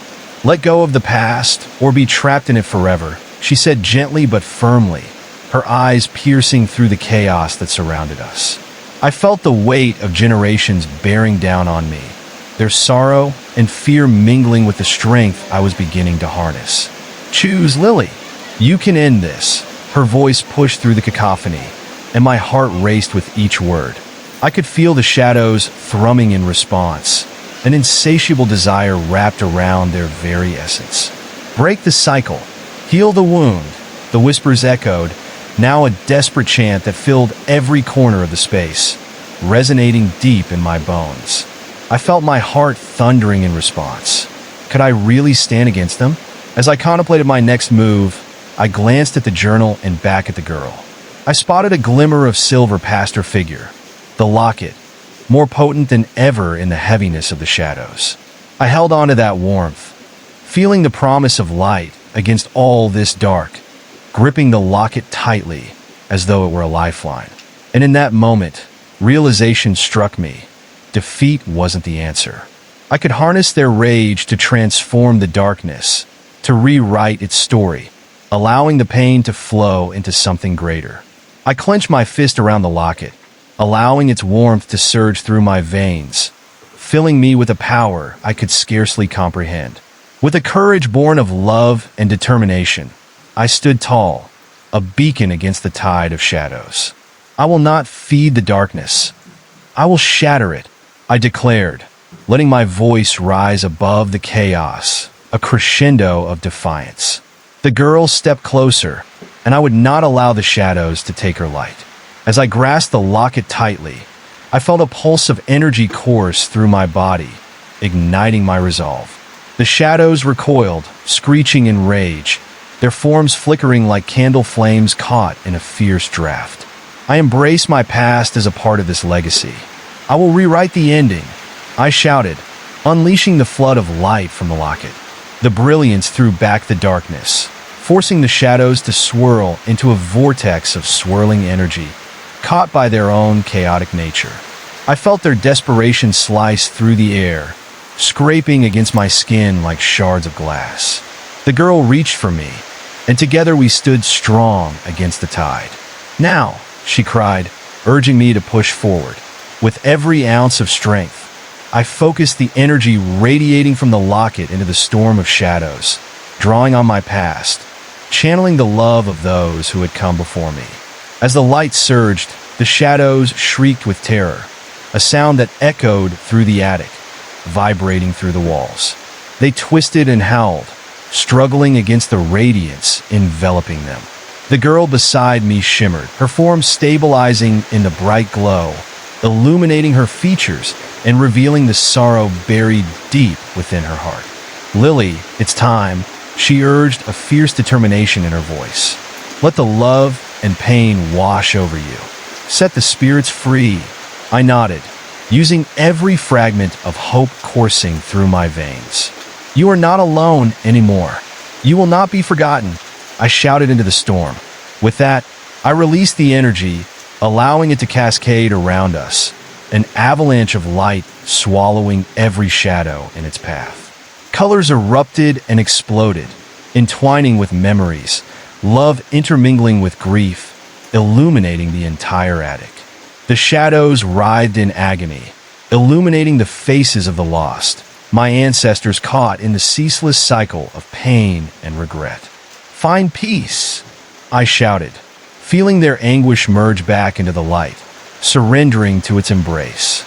In that moment, I knew this wasn't just a fight against darkness, but also a battle for love, to honor every soul lost within the fabric of this house's legacy. As the light enveloped us, casting shadows to the edges, I felt a rush of grief, joy, and healing rip through me, a profound sense of release. The girl smiled at me, her eyes glinting with gratitude and peace. And as the last of the shadows flickered away, a serene stillness flooded the attic, plunging me into a moment of clarity. The burdens of the past finally lifted, leaving room for hope for life. For the first time, I felt genuinely free, not just from the darkness, but from the weight of the legacy that sought to define me. But even in that moment, I sensed a flicker of uncertainty lingering in the far corners, shadows retreating but not vanquished. I understood that the night was not finished with me yet. There were still secrets buried deep within those walls, still whispers of the past echoing just out of reach. And as I stood there, surrounded by silence, a quiet resolve formed within me. I had defeated the shadows today, but I would uncover the rest of the truth. There were more layers to peel away, more connections to explore, more battles to fight. I turned to the trunk, my heart still racing as the remnants of the light flickered gently. The air felt charged with energy, filled with the lingering echoes of my ancestors. They were now free, or at least I hoped they were, but whispers of something darker remained, clawing at the edges of my mind. The journal lay open, its pages beckoning me back as if they were alive, a siren's call to uncover the final truths buried within its confines. I hesitated for a moment, glancing over my shoulder, half expecting to find the shadows creeping back, hungry for revenge. But the attic appeared calm, the remnants of chaos fading into an eerie stillness. With a deep breath, I forced myself to focus on the journal again. My fingers trembled as I traced the words etched in faded ink. Each line seemed to pulse with a life of its own, revealing more secrets than I had anticipated. One passage caught my eye, a chilling recount of a ritual that had been performed long ago, a dark circle drawn with salt, surrounded by candles that burned until they melted to nothing, the flames fed by the essence of sorrow. It detailed the method to summon entities that thrived on despair. Entities, I muttered quietly, my stomach churning as I contemplated what that meant. What kind of beings lurked beyond the thin veil of reality, hungry for chaos and pain? Would my past actions, the pain I'd felt, those shadows, I realized they weren't the only ones left in this house. I shivered at the thought and desperately pulled my gaze from the journal. Just as I thought I was free from their grasp, it dawned on me that the darkness I battled was only a fraction of what still lingered. These ancient words were not merely a reflection of what had happened. They were a conduit, a means to awaken something slumbering, something I didn't want to consider. A sudden rustle caught my attention, sending a jolt through my body. I turned sharply, every nerve ending on high alert. Was it the wind? I strained to listen, searching for the source, when I heard it again, a soft whisper, almost melodic but threaded with pain, coming from the far corner of the attic. My heart raced, pounding against my ribcage, as I stepped cautiously toward the sound. Each step sent shivers down my spine, uncertainty creeping in like a thief in the night. As I neared the dimly lit corner, the shadows seemed to whisper my name, the sound slithering around me like smoke. Lily, the breeze echoed, faint but unmistakable. It felt as if the very walls were trying to communicate, unveiling secrets wrapped in layers of sorrow. I squinted into the dark, feeling the locket grow colder against my skin, its warmth now just a memory. "Who's there?" I called, trying to sound braver than I felt. My voice cracked slightly, blending into the silence that enveloped me. The room was unsettlingly still, and the shadows pulsed like a living thing, threatening to engulf every shred of light that remained. "Help!" The whispered plea broke through the gloom, imbued with desperation. It drew me in, compelling me to cross the invisible line, separating safety from the unknown. My heart raced as I forced myself to move closer, compelled by a mixture of fear and intrigue. Suddenly, something flickered at the edge of my vision, a glint of light that appeared and disappeared just as quickly.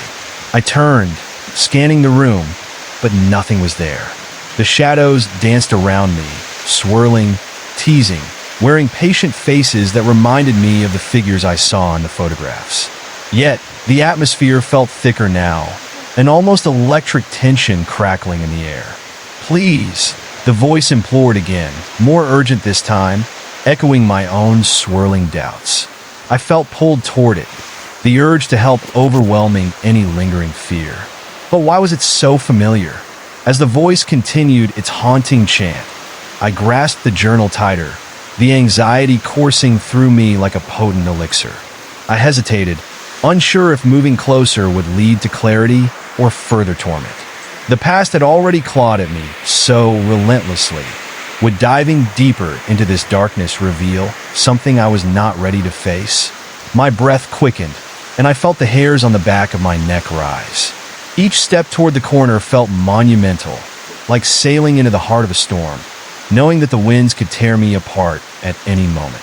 And yet, seconds stretched into an eternity as I stood frozen, caught between the need for answers and the instinct to flee. Finally, I summoned the courage to move closer.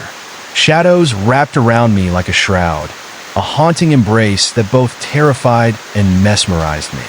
As I neared the dim corner, I caught sight of a figure emerging from the dark, a silhouette, jagged and indistinct, flickering like a candle half blown out.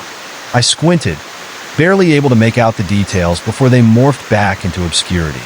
Lily, the voice wavered again, softer now yet still laced with petrifying despair. You must remember before it's too late. Remember what? I trembled, my voice barely a whisper. The figure began to drift closer, and my heart echoed in my ears like a war drum, pounding a frantic rhythm. The shadows coiled around it, encasing its form, revealing ominous features. Eyes empty, yet searching, pleading for acknowledgement. I've been waiting for you, it said, and recognition slammed into me, a tidal wave of memories crashing against my mind. This wasn't just any spirit. I knew this face, the same one from the photographs, a long-lost relative. The connection surged between us, a thread tracing back through the years, binding us inextricably through blood and sorrow. But before I could react, the atmosphere shifted abruptly, the shadows loomed darker, and the figure shrieked, twisting violently against the darkness. The secrets, they're waking. The curse, it will return. In that instant, the attic erupted with sound, a howling wind that rattled the rafters and almost drowned out her voice. The shadows flickered violently, reaching toward me with a hunger that was palpable, desperate to consume me whole. I gasped, stumbling back as fear gripped my heart. "Lily," she called again, voice breaking through the storm. "You must act. Only you can." But the shadows surged forth, twisting and writhing, blurring her form, drowning her out. I felt a pull, a powerful tug toward the darkness that threatened to devour me. "No!" I screamed, my throat raw. Clutching the locket once more, I focused on its warmth, desperately trying to draw strength from its light. "I won't let this happen. Not again." The shadows recoiled fiercely as the locket pulsated with forgotten energy, throwing off sparks of light that breached the chaos. I strained against the darkness, feeling fragments of strength flooding back, drawing on the memories of love, of family that had endured this same struggle. I felt their power surge through me, flooding my veins and igniting my resolve. "Stop!" I shouted, the force of my voice silencing the whispers, pushing back against the oppressive dark. "You will not consume me." With a cry, I thrust the light from the locket into the maelstrom, letting it burst forth like a supernova, igniting the shadows that threatened to swallow me whole. Light engorged the room, illuminating every corner filled with despair, every fragment of my ancestral history tainted by suffering. The remnants of my family swirled within the light, visions of those lost returning home, filling the attic with warmth, with solace. "Find peace," I urged, urging them forward, feeling their power swell in response. Caught in the tempest as the shadows strained against the brilliance, screeching in fiery anger. The figure flickered at the edge of the glow, her eyes locking onto mine. "Trust in your strength, Lily," she murmured, a gentle reminder that threaded through the chaos. "Together, we can end this." With a fierce resolve, I drew the light closer, merging it with the purity of my intentions, shaping it into a radiant shield that encased us both. The wail of the darkness escalated, reaching a thunderous crescendo before finally bursting apart, fragments scattering into nothingness. And then, silence enveloped me like a thick fog, wrapping the room in an eerie hush. I blinked to adjust to the absence of chaos, the remnants of shadows dissolving into the air surrounding me. The attic had transformed once again. Where darkness once loomed, now shafts of light streamed through, illuminating every object, every hidden nook. The figure stood before me, her form stabilizing in the gentle haze. "You saved us," she breathed, voice trembling with gratitude. "But the darkness still craves more." My heart sank at her words. I had confronted the shadows, but their whispers still echoed, lingering in the air like an unshakable specter. "What do you mean?"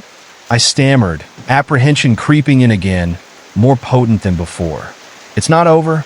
The curse remains," she replied, her voice filled with a sorrow that reverberated through me. "The spirits are more than mere echoes. They belong to the shadows too. Their thirst for revenge grows stronger with each passing night. The bond is unbroken, the implications wrapped around my mind like icy fingers, squeezing away any sense of safety I had fought to regain. I had to confront this, that while I had freed my ancestors, there were still others tied to this legacy, others waiting for resolution. "No, I won't let it happen," I asserted, my determination refilling like an untapped well. "I can't let them continue to haunt together. I need to find a way to finally sever this curse once and for all." The figure nodded solemnly, the sadness in her eyes deepening. "You must search the depths of the house, the places shrouded in darkness that remain hidden. The key lies within." I swallowed hard, uncertainty creeping in once again. "But what if I fail?" Her expression softened, a warm smile breaking through the grief. "You are stronger than you realize. Inherited pain gives birth to resilience. Go now and uncover the truths that lay hidden. You are destined to change our fate." With her words echoing in my mind, I stepped back from the fading light, the remnants of both fear and determination intertwining as I squared my shoulders. I would delve into the uncharted corners of this house, confront the shadows and their lingering whispers. As I prepared to move deeper into the attic, the walls groaned softly, seemingly warning me while inviting me to search for the hidden secrets born from suffering. The floorboards creaked beneath my feet, a reminder of the legacy of the house as I ventured forward. Each room I stepped into whispered more tales of the past. Faded photographs on the walls showing families torn apart by heartache. I felt the chill wrap around my spine again, a reality drifting on the edge of awareness. The creeping sense of dread wrapped around me once more. But I had to push through. Taking a deep breath, I focused on the task ahead, determined to uncover the truths tangled within these walls, confront the grim realities that haunted my bloodline. This was no longer just about me and the shadows within the attic. I was part of a much larger story now, tied to the fates of those who had come before. I could hear the whispers grow stronger again, urging me to continue, to uncover the secrets that lay just beneath the surface. So I marched on, each step resonating with both fear and courage, ready to face whatever horrors awaited me. The darkness beneath the floorboards shifted and whispered, a reminder of the legacy that had shaped me. I would reclaim my family's story, even if it meant facing the terrors that still lingered in this house. I wouldn't stop until every echo of despair was silenced, and every shadow that lingered in the corners was put to rest. The journey to unravel the past had only just begun, and I would find a way to break the chains binding my family to these horrific legacies. The secrets hiding within the darkness would not remain buried. Not anymore, as I prepared to uncover the depths of this sinister legacy. I felt a deep chill settle over me as I entered the next room, a library once filled with laughter and knowledge, now overtaken by a heavy silence. Dust danced in the air, illuminated by the faint beam of light streaming in through the cracks in the boarded-up windows. Books lined every wall, their spines cracked and worn, the The titles faded almost beyond recognition. But what really caught my attention was an old, leather-bound tome resting ominously on a pedestal at the center of the room, as if it were calling to me. I could sense an inexplicable weight in the air around it. Its mere presence felt ominous, a warning etched into the very fabric of the room. Guided by an urge I couldn't explain, I found myself drawn closer until I stood directly before it, heart pounding in rhythm with the whispers of the past swirling around me. As I reached out and touched the cover, a jolt of cold ran through my fingers, making my skin prickle. Opening it felt like cracking a coffin. The pages were crumpled and yellowed, remnants of ink staining the parchment like blood on a battlefield. Words blurred into visions as I flipped through the pages. Glowing sigils sketched alongside notes written in the frantic scrawl of someone in distress. I felt a dark energy radiate from the book, pulling me deeper into the shadows that swirled within its pages. Suddenly, the room seemed to shift as if the very air around me was alive. A gust of wind swept through, slamming the door shut behind me with a deafening thud, leaving me isolated in utter darkness. Shadows danced malevolently along the walls, whispering incoherent secrets that brushed against my ears like icy fingers. Panic surged within me as I struggled to push down the rising tide of fear. The shadows began to converge toward me, swirling together into a mass that almost seemed material, like a living nightmare morphing into shape. Lily, the voices echoed, some familiar, others distant and warped, merging together in a cacophony of anguish. "Help us! Join us!" I stumbled back, the book slipping from my fingers and hitting the ground with a heavy thud. The floorboards creaked ominously beneath me, as if the house itself were groaning in despair. I could see the shape forming in the darkness. Hazy figures twisted into grotesque forms, their faces obscured but their eyes gleaming with an insatiable hunger. I pressed my back against the wall, my breath hitching as the sensation of cold seeped into my bones, paralyzing me as they ADV. "Ants, flee!" A voice cried from the flurry of shadows, reverberating deep within the pit of my stomach. The curse must be fulfilled. Throwing caution to the wind, I turned and sprinted towards the door, but it wouldn't budge. Panic surged anew as I slammed against it, desperation fueling my strength. I yelled out for help, my voice cracking against the weight of the shadows that threatened to engulf me completely. In the midst of my struggle, a flurry of images flashed through my mind, faces twisted in agony, voices crying for release. I could sense their resentment, their anger. It coursed through the air like an electric current, almost suffocating. I could feel them pulling in my essence, whispering promises of power if I would just surrender. "No!" I screamed as the shadows closed in further. "I won't give in." I was aware now. I had no choice but to confront them, to face what lay beyond the veil of darkness, to reclaim my family's legacy. With a fierce shout, I pushed against the door once more, and this time it cracked open, light spilling in to wash over the shadows. The figures recoiled, wailing in furious recognition as their forms disintegrated into the air. I stumbled into the next room, breathless and disoriented. It looked like a nursery. Pictures of smiling faces hung crookedly on the walls, the once cheerful atmosphere now tainted with a profound sense of loss. Rattles lay scattered across the floor, gathering dust like forgotten memories, their cheerful colors now muted and chilling. As I moved further in, I felt an inexplicable heaviness settle around me, like an unwelcome embrace. A crib stood in the corner, the sheets rumpled and stained with what appeared to be old, dried blood. My heart sank as guilt flooded my veins, an instinctive connection telling me this was no ordinary nursery. It pulsed with a haunting tale of sorrow. Turning away from the crib, I noticed an old rocking chair slowly moving by itself, creaking rhythmically as though occupied by some unseen force. I couldn't breathe, caught between terror and curiosity. What had happened here? But before I could process the deeper implications, I heard it again, a soft whimpering, barely above a whisper, echoing somewhere within the room. "Help me!" The sound reverberated through me, each syllable striking heavy like a hammer on my heart. "Who's there?" I asked, my voice trembling. I stepped closer to the sound, knowing with every instinct that I was about to tread upon something very dark. What had happened to this child? As I approached the rocking chair, the whimpering intensified, morphing into cries filled with pain and suffering. I glanced at the chair, and to my horror, the air above it shimmered, distorting as if a figure was trying to manifest. I strained my eyes, desperate to see through the haze, and suddenly she appeared, a small girl in a white nightgown, her hair tangling around her face like a ghostly veil. "Please," she sobbed, reaching out to me, her tiny fingers trembling. "Help me find my mom." She left me here. My breath hitched in my throat as understanding crashed down on me.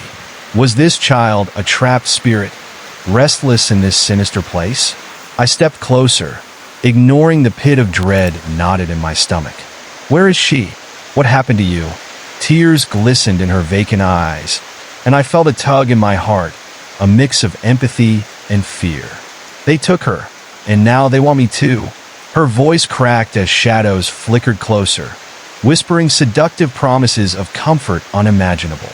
"No, you won't take her," I shouted again, feeling the swell of courage rise within me as I instinctively stepped between her and the advancing darkness, adrenaline surging through my system. Glancing around, I searched for anything that might help. My eyes caught sight of a small, dusty photograph resting on the chair's arm. I picked it up and was overwhelmed by grief, recognizing the faces. The mother, the child, part of my family's history. As I clutched the photograph, I felt an overwhelming connection with the little girl. "I won't let them take you. I promise," I assured her, feeling my resolve harden like iron. "You deserve to be free, not trapped here with the shadows. I'm going to help you." The girl's expression morphed, hope mingling with doubt as she looked up at me. "You can try, but the darkness never truly goes away. It will hunt you." "I'm not afraid," I insisted, my heart racing. "If we confront it together, maybe we can finally break this cycle." Suddenly, the air grew thick, the oppressive force of the shadows swirling around us, clawing at my mind with insidious fingers. They let out a menacing howl, and I felt a tangible pull toward the darkness, an echo of despair that threatened to drag me under. But I held onto the photograph, focusing on the connection I felt with the little girl. I wouldn't let fear define me again. As I faced the shadows head-on, I let out a fierce war cry, echoing through the room, and thrust the photo forward as if it were a weapon. "You've taken enough. Your hold over us ends now." The shadows writhed, shrieking in rage, their forms convulsing and twisting as they drew closer. But I remained resolute. "I will find a way to free us all." In that moment, the darkness recoiled as if my defiance had struck a raw nerve. A blinding flash erupted from the photograph, illuminating the nursery in vibrant light. The shadows shuddered, unraveling like sinister thread, thinning against the gleam. And then, an overwhelming surge of energy flooded through me, purging the remnants of despair that had lingered for so long. The girl's face brightened, bathed in the light, her tiny frame gripping the fabric of hope. "Thank you," she exclaimed, her voice rising above the din of anger swirling around us. The shadows continued to howl, but their voices weakened, the force of their malevolence crashing against the walls as if trying to escape. As the light intensified, its warmth swallowed the nursery whole, illuminating every darkened corner. With a final piercing shriek, the shadows dissolved, leaving only an echo of their terrible presence. In the aftermath, the room felt different, lighter, quieter, as if the weight of decades of grief had lifted. The little girl looked up at me, her eyes shining with unearthly gratitude. "You did it," she whispered, her voice shimmering. "I can finally go home." I watched with reverence as her form began to shimmer, dissolving before my eyes like a dream evaporating at dawn. She smiled, and in that moment, I knew I had made a difference, however small, against the monstrous legacy that haunted this house. But as she faded away, I felt a shiver run down my spine. The shadows hadn't completely vanished. A sense of urgency pulsed within me, and I realized I couldn't stop here. I had ventured into dark corners of my family's past, but I had to keep digging. There were still secrets twisted around the history of this house, more tales waiting to be unspooled. With newfound determination, I turned back toward the dark hallway leading deeper into the heart of the home, resolved to face whatever twisted mysteries remained, knowing the darkness wouldn't claim me. This time, I would be ready. I would uncover the truth of my family and free us all, even if it meant wading into the very depths of terror. As I stepped forward, leaving the nursery behind, a creeping sense of foreboding enveloped me. But I felt a spark of the girl's strength lingering within, pushing me onward, and I knew I wasn't just fighting for myself anymore. I was fighting for the lost, the forgotten, the shadows that had tormented my family for generations. The house began to whisper again, and despite the fear gripping my heart, I welcomed the challenge. It was time to confront the darkness that seethed beneath, to finally unearth the hidden horrors that lay waiting, and to uncover the final secrets that bound my family to this haunted legacy. I walked cautiously down the dim hallway, anxiety prickling at the back of my neck. The air grew colder with each step, as if I were moving deeper into a place untouched by time, a place filled with the echo of despair. Every faint creak of the floorboards sent shivers through me, each sound magnified in the eerie stillness surrounding me. The faded wallpaper peeled in places, exposed with revealing long-forgotten secrets. A thick layer of dust coated every surface, hiding the heartaches that lingered in the corners of my ancestral home. As I approached the door at the end of the hall, I felt an inexplicable pull. It stood slightly ajar, the darkness beyond calling to me. I could hear a faint whispering, a soft sound like a long-lost lullaby, drifting through the gap. My heart raced as I hesitated, the moment stretching between my breaths. Was it a memory or a warning? Taking a deep breath, I pushed the door open and stepped inside. The room was small, cluttered with remnants of a past life. Broken toys, tattered clothes, and shattered glass scattered across the floor. The dim light from the window barely penetrated the thick darkness that seemed to cling to the walls. I moved further in, each step stirring the dust, and suddenly things began to move in my periphery. Shadows flickered just beyond the edge of the light, darting between the corners, teasing me with glimpses of something just out of sight. I felt the weight of unseen eyes watching me, the unmistakable sensation of being surrounded by a presence, heavy and oppressive. Then, a loud crash shattered the silence. I jumped, spinning around to see a small stuffed bear tumble from a pile of old clothes, landing at my feet. It sat there, staring blankly up at me, its button eyes gleaming with a cruel light. "Help me," a voice croaked from somewhere hidden beneath the clutter, barely above a whisper. My breath caught in my throat, fear curdling in my stomach. "Who are you?" I called out, trying to sound brave, searching the shadows for the source of the voice. "They took her," the voice continued, filled with anguish. "They'll take you too." A chill raced down my spine as I realized it was the voice of a child. Feeling drawn to the voice, I began to sift through the debris. As I pushed aside an old, moth-eaten blanket, I uncovered a small wooden chest, intricate carvings etched into its surface. The air grew thicker as I pried it open, an ancient hinge creaking in protest. Inside, instead of treasure, lay a collection of faded photographs.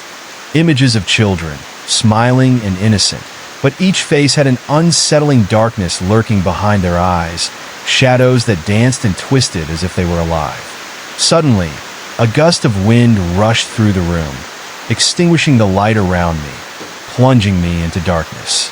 Panic surged through my veins. I fumbled in the pitch black for something to hold on to, but found nothing but cold air and the lingering scent of decay. The whispers intensified, wrapping around me like a suffocating blanket, voices overlapping in a frenzy. "Leave this place. Don't stay," they echoed, but I fought against a rising tide of fear, my instincts screaming at me to flee. Yet something deeper pushed me onward. I knew I had to uncover the truth, no matter the cost. What were they trying to tell me? What had happened here? The shadows seemed to swirl closer, thickening, forming shapes that hung in the air. I could almost make out faces, the distorted visages of those long forgotten, stretching into grotesque grimaces as they clawed at the edges of my sanity. I could feel their despair seeping into me, my heart racing with their anguish. I grasped the edge of the open chest, feeling it grounding me as images flickered in my mind. Scenes of laughter, a playground, and then flashes of screaming, of chaos, despair taking root. "Find her!" the voices clamored again, this time clearer, a single name surfacing through the cacophony. "Bianca!" Before I could react, the temperature dropped drastically. I could see my breath misting in the dark, a sign that whatever lingered was growing stronger. Suddenly, a figure materialized before me. Her face was obscured by long, tangled hair, but I could see tears glistening down her cheeks, silver trails glinting in the darkness. "Bianca," I whispered, my voice shaky. She nodded slowly, her lip quivering. "They won't let me go," she muttered, her voice a hollow echo that sent chills cascading through me. Her eyes, once bright, now appeared clouded with sorrow. The shadows hovered just out of reach, as if waiting for an order to devour her whole. "What do you mean?" I was frozen, caught between a desire to save her and a fear of the truth she held. "They are waiting for you to join them." Her voice turned sharper, desperation creeping into her tone. "You have to escape." I could not save myself. Before I could respond, the dark figure surged forward, hungry and restless, screaming in rage. Without warning, I was yanked backward as if a powerful force had grabbed me, dragging me away from Bianca. "No!" I screamed, reaching out for her as she faded back into the shadows, her face contorting into a mask of sorrow and despair. I felt myself being pulled deeper into the room, the chest snapping shut behind me as the shadows swarmed, enveloping me in darkness. Confusion gripped me as flashes of memories bombarded my mind. Flickering images of children, playground laughter, bright summer days, all tainted by the terror of what had followed. Something malevolent stalking them, devouring their happiness. The chill deepened, and I felt the weight of 100 forgotten souls pressing against my chest, constricting my breath. "Join us," they whispered, threading through the darkness like a sickening lullaby. I struggled against the unseen force that encased me, but the grip was unyielding, pulling me down into whatever nightmare this house had orchestrated. Overwhelmed by the encroaching darkness, I forced myself to focus, honing in on an image of the photograph that had captivated me earlier. Images of souls crying out for freedom. I screamed, pushing against the tide, desperate to remember the warmth of light and laughter instead of this suffocating darkness. "Get away from me!" I roared, channeling every ounce of strength within me, feeling the heavy chains of despair loosen their grip. "You won't take me. I refuse to join your torment." With that declaration, a surge of warmth pulsed within my core, igniting a flicker of light that burst forth like fireworks in the night sky. The shadows screamed in anguish, recoiling as the light chased them back into the corners of the room, banishing some of their malevolence. Gripping the edge of the chest, my heart pounded in my ears as I fought the surrounding darkness. The ghostly figures of children, lost and sorrowful, began to emerge before me, trapped between the worlds. I locked eyes with them, showing them that I understood their pain. "I'll help you find peace. Together." Once again, the darkness roared in a fury, as if trying to snuff out my growing resolve. But the grip of the shadows was weakened. I felt the chains of despair shatter around me like glass, scattering fragments into the air. In that moment, their faces shifted, from fear to tentative hope, urging me to continue to fight for them. I turned back toward the door, watching as the light began to scatter the shadows, illuminating each corner and crevice with warmth. "I will not be silenced. You cannot dictate my fate," I shouted, embracing the power coursing through me. Bolstered by the presence of the children around me, I fought back against the whispers and wails, stepping toward the threshold with force, knowing I had to push through this final barrier. The door creaked wider with every defiant word, the shadows drawing back as their power waned against my light, seeking to pull me into their abyss. Finally, with one last valiant effort, I hurled myself toward the door and burst through, breaking free from their grasp. The world beyond was suddenly bright, jarring after the oppressive darkness. I stumbled into the hallway, breathless and disoriented, a bead of sweat rolling down my brow. The images of lost souls floated in my mind, their desperate cries still echoing softly in the distance. But I wasn't finished yet. I knew there were more truths hidden in this place, and the weight of the lingering sorrow bled into my resolve. How many more souls were trapped? How many more shadows lingered just beyond the veil? I squared my shoulders, feeling the lingering warmth of the light I had ignited within myself, propelling me forward. This was only the beginning. I had to unearth the truth buried deep in the roots of this house, confront the darkness one more time, and uncover the secrets that twisted through every corner, entwined with my family's legacy. The journey was far from over, and I was ready to face whatever new horrors awaited me. I pushed myself forward, heart pounding as I vowed to dig deeper into the house's secrets. The remnants of despair still clung to the air, a reminder of the children who had been lost. Every creak of the floorboards beneath my feet echoed like a warning, but I pressed on, feeling the urgency of the past demanding to be unraveled. I moved down the hallway, where the walls felt alive, almost breathing. Murmurs drifted through the cracks, a cacophony of voices blending into a symphony of sorrow. The deeper I went, the more unsettling it became. Shadows flickered just out of sight, the dim light casting grotesque shapes that danced on the walls. I could almost feel the presence of those trapped, begging for liberation, yet I was painfully aware of the danger that lay in every corner. At the end of the hallway, I found a door slightly ajar, its hinges rusty and neglected. It seemed to pulse with a strange energy, beckoning me closer.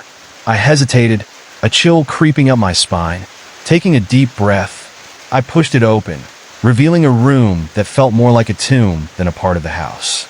The air inside was thick with dust, each particle floating like a memory suspended in time. The room was dark, clothed in shadows that absorbed every bit of light. But as my eyes adjusted, I began to see old furniture covered in sheets, a crib in the corner that looked disturbingly new among the decay. My heart sank as I approached it, an instinctual fear curling in my stomach. There was something about the crib that felt wrong, a queasy sensation that hinted at a tragedy long forgotten. As I neared the crib, I noticed a faint sound, a soft, rhythmic creaking. I looked down, and my breath hitched in my throat. The sheets were tightly wrapped, as if still keeping a secret safe within. Then, I heard it again, a low, quiet humming like a lullaby lost to time. I reached out, my fingers trembling as I touched the edge of the crib. Suddenly, the air turned cold, a heavy pressure enveloping me. I felt a presence behind me, a shadow solidifying into form. I spun around, heart racing. There, in the doorway, stood a woman with hollow eyes and a gaunt face, a ghostly figure, dressed in tattered remnants of what once might have been a beautiful gown. "Please," she whispered, her voice so soft it almost cut through the oppressive atmosphere. "Don't let it take him." Confusion flooded my mind as I locked eyes with her, drinking in her despair. "What happened?" I managed to say, my voice barely a whisper. "Who are you?" "I'm Maria," she replied, pain twisting her mouth into a grimace. "He's still here, you have to help him." With that, she gestured toward the crib, her fingers trembling. I dared a glance back, dread pooling in my stomach. The sheets rippled as if something moved beneath them, a faint, bumping motion as if a child were stirring from a long sleep. The lullaby grew louder, a haunting melody that thrummed through the air, seeping into my bones like ice water. I stepped closer to the crib, the need to uncover the truth outweighing the fear that coiled around my heart. As I pulled back the sheets, a small doll lay nestled inside, its painted eyes staring blankly at me. "Not the doll," Maria whispered urgently. "The boy." A feeling of wrongness settled deep in my gut, and I hesitated before reaching in. The doll's smile twisted into a grimace, shadows flickering around it, taking on shapes that were almost human. I felt the temperature drop again, a wave of icy dread cascading over me. "What boy?" I asked, my voice shaking slightly as a sense of foreboding burrowed into my mind. "Benjamin," she whispered, the name laced with sorrow. "Years ago, I lost him to darkness, and it still craves him." Just as her words sank in, the walls around me shuddered, a deep rumble reverberating through the floor. I stepped back, heart racing. The shadows in the room thickened, swirling with an insatiable hunger, as if drawn to my presence. I could feel the fear wash over me, but I steadied myself. No more running. I glanced back at Maria, but she appeared to be fading, her form flickering like an old film being turned off. "You must find him, save him from what they did." With her last desperate plea resonating in my head, I turned my attention back to the crib. Armed with the knowledge of the boy's name and the haunting weight of unfulfilled grief, I carefully lifted the doll. But the moment I did, the shadows lunged forward, engulfing the crib, and the room plunged into complete darkness. My heart thundered in my chest as I stumbled back, the cold creeping in around me. Panic surged as I felt something brush against my arm, a whisper of movement that sent me into a frenzy. "Get out! Get out!" The voices cried out in a chaotic frenzy, drowning me in their urgency. Before I could react, I was pulled backward, my body crashing against the wall. I struggled, desperate to break free, but something sinister clamped down over my mouth, silencing my screams. The shadows writhed, thick as smoke, swallowing the room whole. Suddenly, in the midst of the chaos, a high-pitched laughing erupted, echoing in the narrow space. I recognized it as the laughter of children, sweet and taunting, but it was twisted, malice dripping from every chuckle. Join us," they sang in unison, their voices intertwining like vines wrapping tighter around me. In the darkness, I could barely see, but I sensed them gathering, circling me, a crowd of unseen figures drawing closer.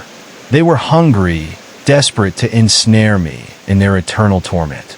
I fought back with every ounce of strength, repeating the boy's name in my mind, willing to break through to whatever lay beyond.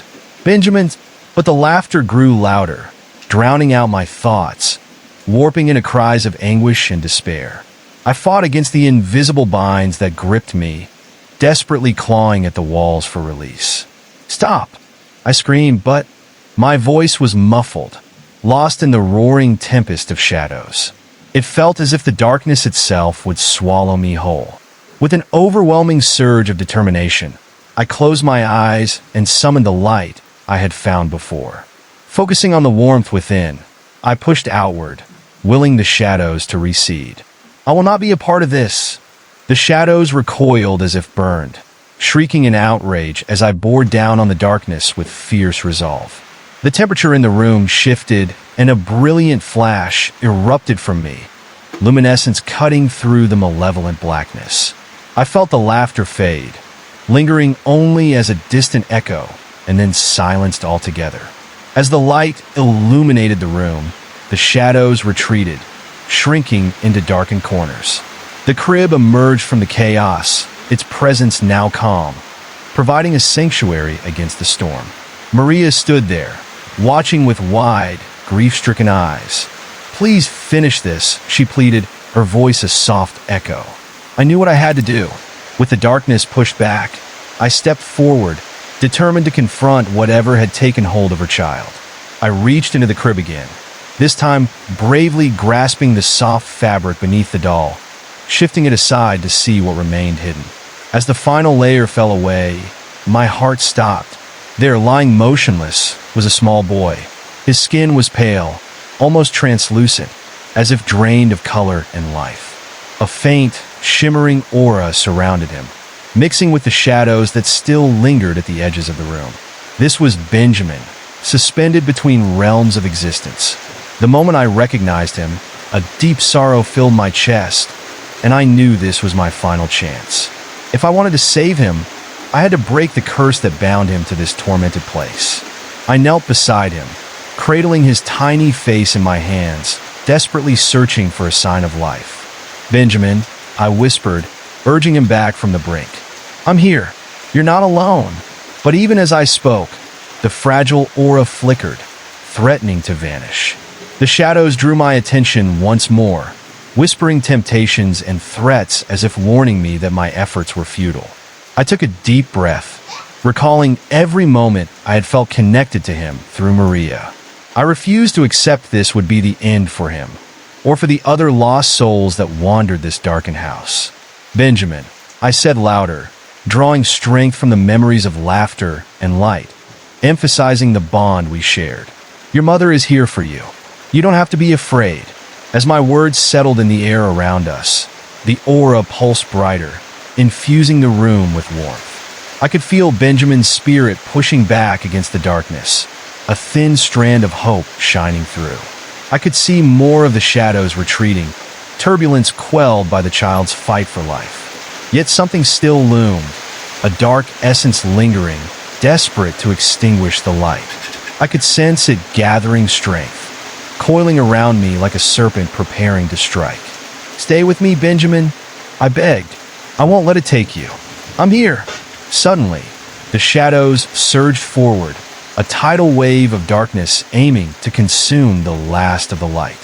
But in that moment, a force surged through me, igniting everything in my soul as I stood between Benjamin and the encroaching void.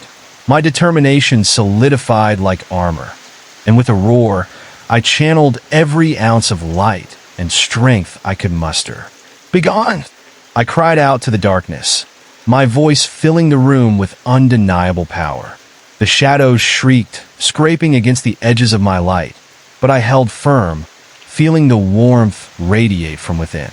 The child before me began to glow, enveloped in a glimmering light, blossoming like a flower breaking through the frost. I felt the spirit of Benjamin rise, his essence intertwining with mine, creating a connection that resonated beyond reality. "I choose to live," he echoed back to me in a voice that wasn't quite his, filled with the laughter of children that had once played here, swirling around me like an intangible embrace.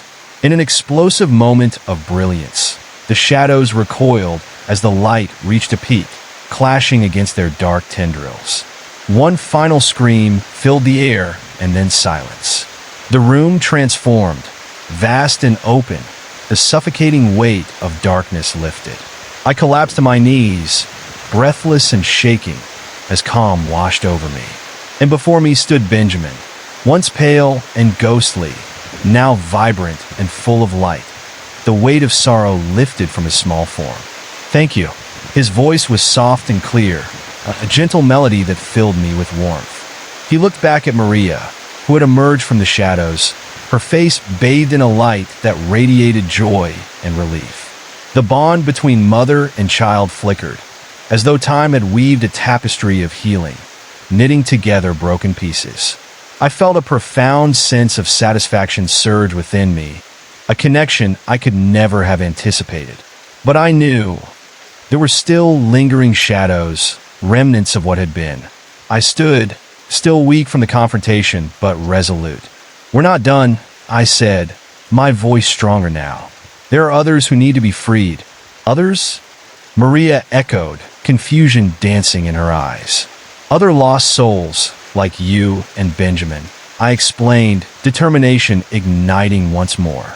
"This house holds many secrets, and I won't rest until I've set them all free." Benjamin looked up at me, his small hand clasping Maria's. "We'll help you," he said, voice chiming with innocent hope. "Together, we can stop what lurks here." Their presence filled the room with an ethereal glow, courage flowing like a stream. I felt a fresh sense of purpose ignite within me, propelling me forward into the unknown. As we turned toward the doorway, ready to confront whatever darkness awaited us in the shadows. I sensed the weight of our shared resolve. We stepped out of those haunting confines, determined to break the cycle and wrest this house from the clutches of despair. Whatever lay ahead, I knew we would face it together, unearthing the final truths hidden within the shadows. As we stepped into the hallway, the atmosphere crackled with an energy I had never felt before. Benjamin and Maria followed close behind, their presence a beacon of hope and determination. But I could still sense the lingering shadows, thick and palpable, as if they were waiting for us to stumble into their grasp again. The walls seemed to grow closer, pressing in around us, as if the house could feel our intentions. I heard whispers floating just beyond the periphery of my mind, a disjointed array of voices that sounded like echoes of long-lost conversations. "Don't leave us," they begged, their tones thick with sorrow. "We need you." I hesitated, glancing at the two of them, my heart racing. "We must be careful," I warned, stepping lightly forward. I led them deeper into the corridor, aware of how the shadows skittered away from us, only to rear back at the edges, lurking just outside the light. There was a door on the left, slightly ajar. The very air around it felt colder, a stark chill that whispered of forgotten despair. I approached slowly, the floorboards groaning beneath my feet. The door creaked open, revealing what appeared to be a small playroom, filled with forgotten toys and dusty furniture shrouded in cobwebs. The sight was strangely unsettling, the remnants of childhood joy now blending with an overwhelming sense of sorrow. I stepped inside, peering around cautiously. Old paintings hung askew on the walls, images of smiling children frozen in time. Yet, as soon as my eyes landed on them, the smiles twisted, dark shadows creeping into their expressions. The laughter of the past echoed hollowly in my mind, replaced with sinister whispers that crept closer, clawing at my sanity. Benjamin tugged at my sleeve, his small hand cold against my skin. "They're still here," he murmured, his voice trembling. "Can you hear them?" I nodded, swallowing my fear as I focused on the voices. They were frantic now, a chorus of desperation urging us to help them escape the confines of this cursed place. Suddenly, a sharp giggle rang out, reverberating through the room, making the hairs on the back of my neck stand on end. "Play with us," it sang, a joyful tone laced with mocking undertones. "Don't listen to them," Maria warned, her eyes darting around the room. "They just want to keep you here." But the laughter continued to grow louder, enveloping us, drowning out logic. I looked at the array of toys, realizing they were all meticulously arranged, as if waiting for children who would never come. A small toy train sat on the floor, its surface shiny despite the dust, wheels still gleaming as though they had been used only moments ago. I crouched down, my curiosity mixed with dread. As I reached for the train, the shadows within the room began to swirl, thick and quickening, pulsating with unseen energy. The laughter morphed into cries of anguish, filling the air with unease. "Stay and play," they screamed now, blending with sickening wails echoing through the toy-laden room. Maria grabbed Benjamin's hand tightly. "We have to go," she urged. The shadows flicked closer, as if sniffing at our heels, eager to snatch us back into their clutches. But before we could retreat, a figure abruptly emerged from the corner of the room, shrouded in darkness, a child, pale and gaunt, with hollow eyes that seemed to absorb the light. "Why don't you want to play?" it asked softly, tilting its head at an odd angle. The voice, sweet yet chilling, seeped into my bones. "Who are you?" I stammered, my heart racing, confusion wrestling with terror. "I'm Lily," it replied, a smile creeping across its face, but the smile never reached its eyes. I waited a long time for someone to come. I shivered. Something about the vacantness of Lily's gaze sending an icy chill through me. I shook my head, taking a step back. "No, we can't stay. We need help." Lily's smile faded, replaced by an intensity that shook me to my core. "You can't leave!" The shadows writhed again, dark tendrils reaching toward us, as if responding to her command. "Join us." We can play forever. Suddenly, the toys began to animate, moving without being touched, dolls dancing, balls bouncing, and the train rolling toward us as if beckoning us to partake in its whimsical play.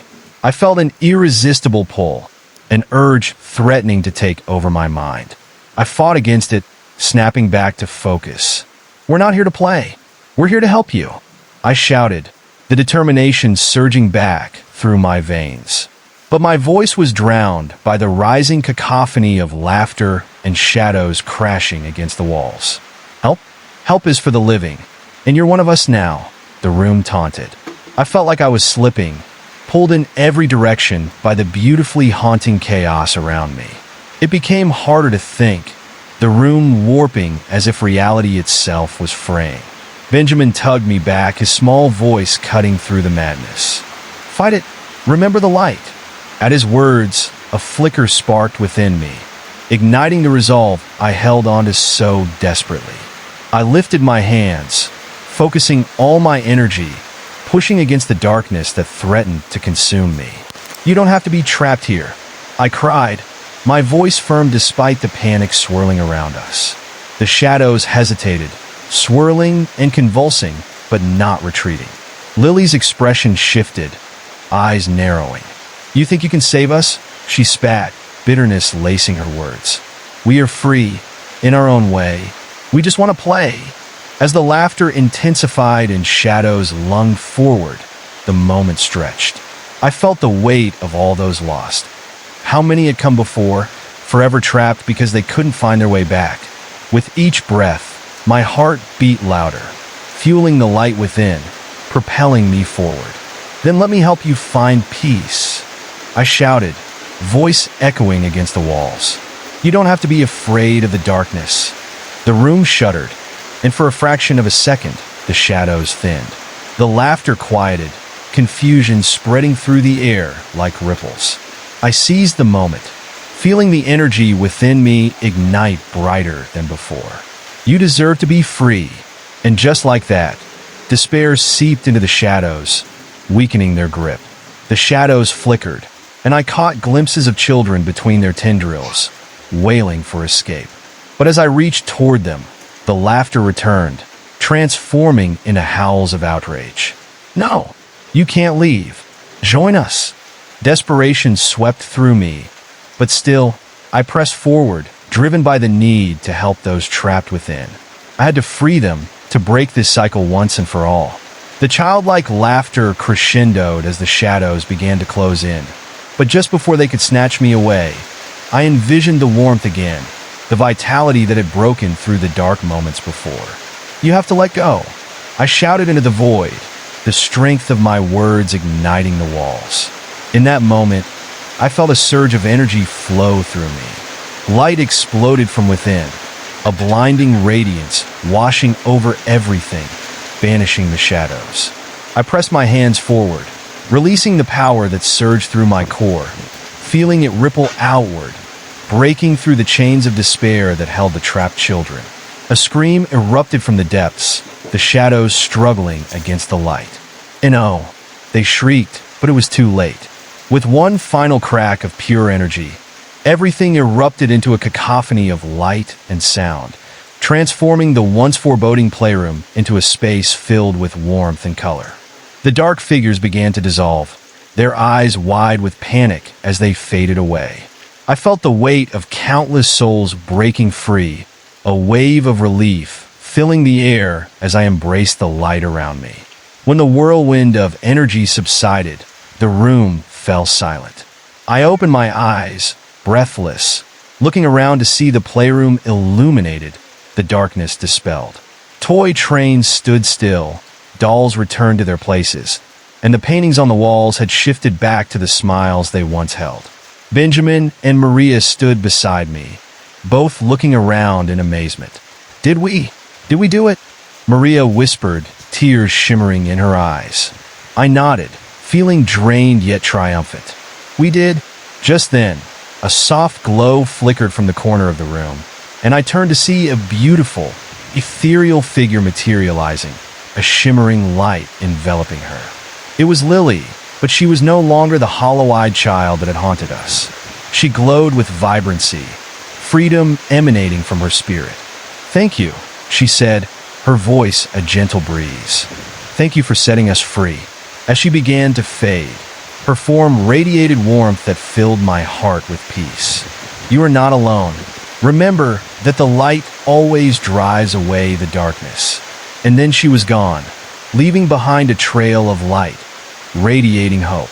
In that moment, I felt a shift in the air, a sense of closure hovering within the space. But I knew there were still more shadows lurking within the house. I turned back to Benjamin and Maria. "We can't stop here," I said, the weight of truth settling over me. "There are more lost souls to uncover, more darkness to confront. And we'll do it together," Maria affirmed, determination glimmering in her eyes as she squeezed Benjamin's hand. "Let's find them and bring them back into the light." With newfound resolve, we stepped back into the corridor, ready to face whatever lay ahead. The house whispered around us, its breath heavy with untold stories, secrets yearning to be freed. As we continued onward, I could feel the shadows gathering, but now they didn't seem as strong. A flicker of hope ignited within me, illuminating our path. "Let's go find the rest," I said, my voice firm and clear. "There are still others waiting for us." We moved deeper into the house, the air thick with an unsettling tension. The light we had created lingered behind us, but the shadows were eager to reclaim the space we were exploring. Each creak of the floorboards echoed like a warning, a reminder of the darkness lurking just out of sight. Ahead, the hallway branched off into several rooms, each one more foreboding than the last. I could feel the whispers again, scattered voices beckoning from the depths, urging us to enter their shadows. They seemed to swirl around me, faint and distant, yet insistent, a plea for understanding that gnawed at my mind. I paused briefly, glancing at Benjamin and Maria, whose expressions mirrored my apprehension. "We need to choose a room," I finally said, forcing my voice to remain steady. I felt a chill skitter across my skin as a cold draft whispered through the corridor. It was almost as if the house itself was trying to steer us away, a warning in its haunting breath, asterisk, asterisk. We stepped toward the first door, a heavy oak slab adorned with intricate carvings. The air grew colder as I reached for the handle, my heart thudding angrily against my ribcage. When I turned the knob, it creaked open to reveal a dimly lit library, the heavy scent of dust and time curling around us. Books lined the walls, their spines faded and cracked, as if they had long awaited someone to open them again. A large, ornate desk sat in the center, cluttered with yellowed papers and an ancient, worn quill. As we stepped inside, the door slammed shut behind us, sending a jolt of panic through my chest. "Did you?" Maria started, but before she could finish, the shelves began to rattle, the books trembling as if some unseen force was awakening. "Stay close," I warned, gripping Benjamin's hand tightly. I could feel the temperature drop even further, a thick fog creeping along the floor, curling around our feet like ghostly fingers. Suddenly, a loud bang echoed from across the room, causing me to jump. One of the books flew off the shelf, landing with a thud at my feet. It was open, pages flipping wildly as if a forceful wind had swept through asterisk, asterisk. "What's happening?" Benjamin whispered, his eyes wide with fear. I bent down to examine the book, the title barely visible through the dust. "The Lost Ones." My hands trembled as I turned the pages, revealing faded illustrations of children in shadowy landscapes, their faces twisted in horror. Each page told a story of entrapment, of lives interrupted, lost spirits unable to find their way home. "What if this is a warning?" Maria whispered, eyes flicking nervously to the swirling shadows in the corners of the room, gathering like storm clouds. As if in response, the lights began to flicker, plunging us into half-darkness. Soft whispers filled the air, echoing the tales in the book.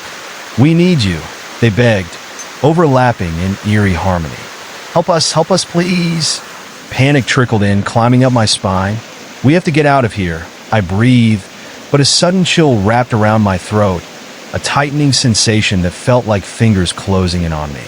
I gasped, trying to pull away from the invisible grip, fear clutching my heart. "Let go of her!" Benjamin shouted, his small voice breaking through the haze of dread. In that moment, I felt a surge of warmth wash over me, the connection I had with him grounding my frantic thoughts. I took a deep breath, focusing on the light that still flickered within me. "We have to confront them," I said, steadier this time. "They want to be freed, not consumed." The lights flickered again, the shadows growing bolder. "You are brave," they whispered, mocking us. The library began to shift, the walls expanding and contracting, the shelves warping like twisted trees. It was disorienting. Books began flying off the shelves, landing with dull thuds. A cacophony of sounds filled the air, from laughter to cries, blurring the line between the living and the lost, reality and nightmare, asterisk, asterisk. "Look!" Maria shouted, pointing toward the back of the room. A shadowy figure materialized, emerging from the depths with an ethereal glow that bent the light around it. "Join us," it beckoned, its voice an echoing whisper laced with sorrow. The figure was that of a girl, no older than Benjamin, with sunken eyes that seemed to pull at my soul. "We can play forever, where it's safe." "No!" I snapped, fear and determination intertwining. "You don't need to trap others to find safety. You can be free." Her demeanor shifted, the shadows flaring in rejection. "You think you can save us?" she replied, the laughter rising in her voice, drowning out my resolve. "You will join us, like the others." Suddenly, the room spun wildly, the ground imitating the chaos. I could feel the darkness clawing at my mind, a creeping dread wrapping around my thoughts, weakening my resolve. Benjamin clutched my hand tight, and as I glanced back at him, I felt his fear flooding my senses. "Stay with me," I urged him as the room tugged at my spirit. "Remember the light, the warmth," and as if drawn from the depths of my memory, I focused on the moments that connected us, the laughter and love that had punctured through this dark existence. In that instant, I felt a surge of power. It sparked brighter than the consuming shadows, illuminating the library with pure energy, asterisk, asterisk. "Enough!" I shouted, thrusting my hands open wide, pushing the warmth forward. The shadows recoiled, flicking like embers in a breeze, twisting and retreating as they felt the weight of my resolve. "You don't have to be afraid. You can let go."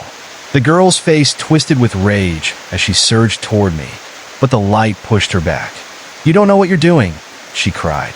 But undeniably, I could feel the souls trapped in the shadows, their whispers mingling with the light I had summoned. "Free us," they pleaded, the sorrow of countless lost years echoing through the air. The conflicting energies surged around us like a violent storm, the boundaries of reality blurring, asterisk, asterisk. "I won't let fear rule you anymore," I declared, pulling Benjamin closer as I took a step forward. The shadows writhed and twisted, the very air thick with desperation. I gritted my teeth, focusing every ounce of light and strength I had left, determined to pull them from the pit of despair that held them. Suddenly, the books around us began to glow, their pages fluttering violently. "Stories can save us," I realized, grasping at the floating pages. "Tell them," I shouted, the words tumbling from my lips. "You have to tell your story." The room vibrated with a powerful force, the shelves shaking as the books illuminated, radiating light. The dark figure was pushed back, its shriek reverberating through the air as I held my ground. "I am not your prisoner. I am here to help you break the chains that bind you." With each whispered plea, the shadows retreated, a haunted symphony echoing into the corners of the room. I could feel the warmth of the lost souls connecting to me, weaving through the disarray, seeking freedom from the nightmare that had trapped them. "Release them," I yelled, forcing the energy outward. "Let them go." The force of the shadows shattered, bursting against my light. In one final vibration, the remnants of the darkness peeled away like the last vestiges of a storm. I watched in awe as the dark figure dissolved beneath the brilliance of love and connection, its anguished cries fading into a whispering breeze. As peace settled into the room, the darkness vanished entirely. The atmosphere shifted. The air lost its chill, leaving behind a sense of quiet. The door creaked open, and for the first time, I felt a flicker of hope shining through. The library transformed again, sunlight streaming through the windows, illuminating everything with a soft glow. The weight in my heart lifted, replaced by a warm embrace of freedom. Did we do it? Benjamin looked up at me, eyes wide with remaining uncertainty mingled with joy. I think we did, I said, my breath finally steadying as I surveyed the grounded library. But there are more rooms to explore, more souls to help. Maria nodded, determination igniting within her gaze. Let's find them. As we stepped through the threshold, I felt a sense of purpose surge through me. We needed to uncover every dark corner of this house, to confront whatever specters waited. Whatever the cost, I was ready to face it. The next room awaited us, shrouded in uncertainty, but we marched forward together. Each room was a step closer to unraveling the twisted threads that tethered the lost souls to their torment, a promise to face whatever horrors lay ahead. And as I stepped into the hallway again, the shadows flickered, whispering secrets that begged to be uncovered, haunting and dark, reminding me of the battles to come. But I would not falter. I would confront the dark, even if it meant diving into the unknown. The air felt charged with anticipation as we stood at the threshold of the next room. The shadows danced around us, almost alive, as if the very walls were eager to share their stories. I could sense the weight of countless memories pressing in, each one a fragment of the lives once lived here. Do you feel that? Maria asked, her voice barely above a whisper. I nodded, the energy palpable, a mix of fear and exhilaration coursing through me. Benjamin stepped forward, his hand brushing against the doorframe. It's like they're calling us, he said, his voice steadying. We can't turn back now. With a deep breath, I pushed the door open wider. The room was dimly lit, filled with dust motes that danced in the shafts of light breaking through the grimy windows. Old books lined the shelves, their spines cracked and faded, and the air was thick with the scent of forgotten stories. As we stepped inside, I felt an overwhelming sense of purpose. Each room we entered wasn't just a space. It was a story waiting to be told, a soul waiting to be freed. The library was more than just a building. It was a sanctuary for the lost, a place where we could make a difference. Let's split up, I suggested, knowing that time was of the essence. We can cover more ground that way. Just call out if you find anything. Maria nodded, her determination unwavering. Be careful, she reminded us, her eyes scanning the room.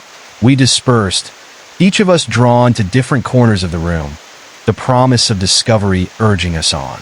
I wandered toward a large, ornate desk in the center, its surface cluttered with papers and trinkets, remnants of a life once vibrant. As I sifted through the items, a small, delicate locket caught my eye. Opening it, I found a faded photograph of a woman smiling, her eyes bright with hope. I felt a pang of sadness. Who was she? What had happened to her? The locket felt warm in my hand, as if it held the essence of her spirit. Guys, come here.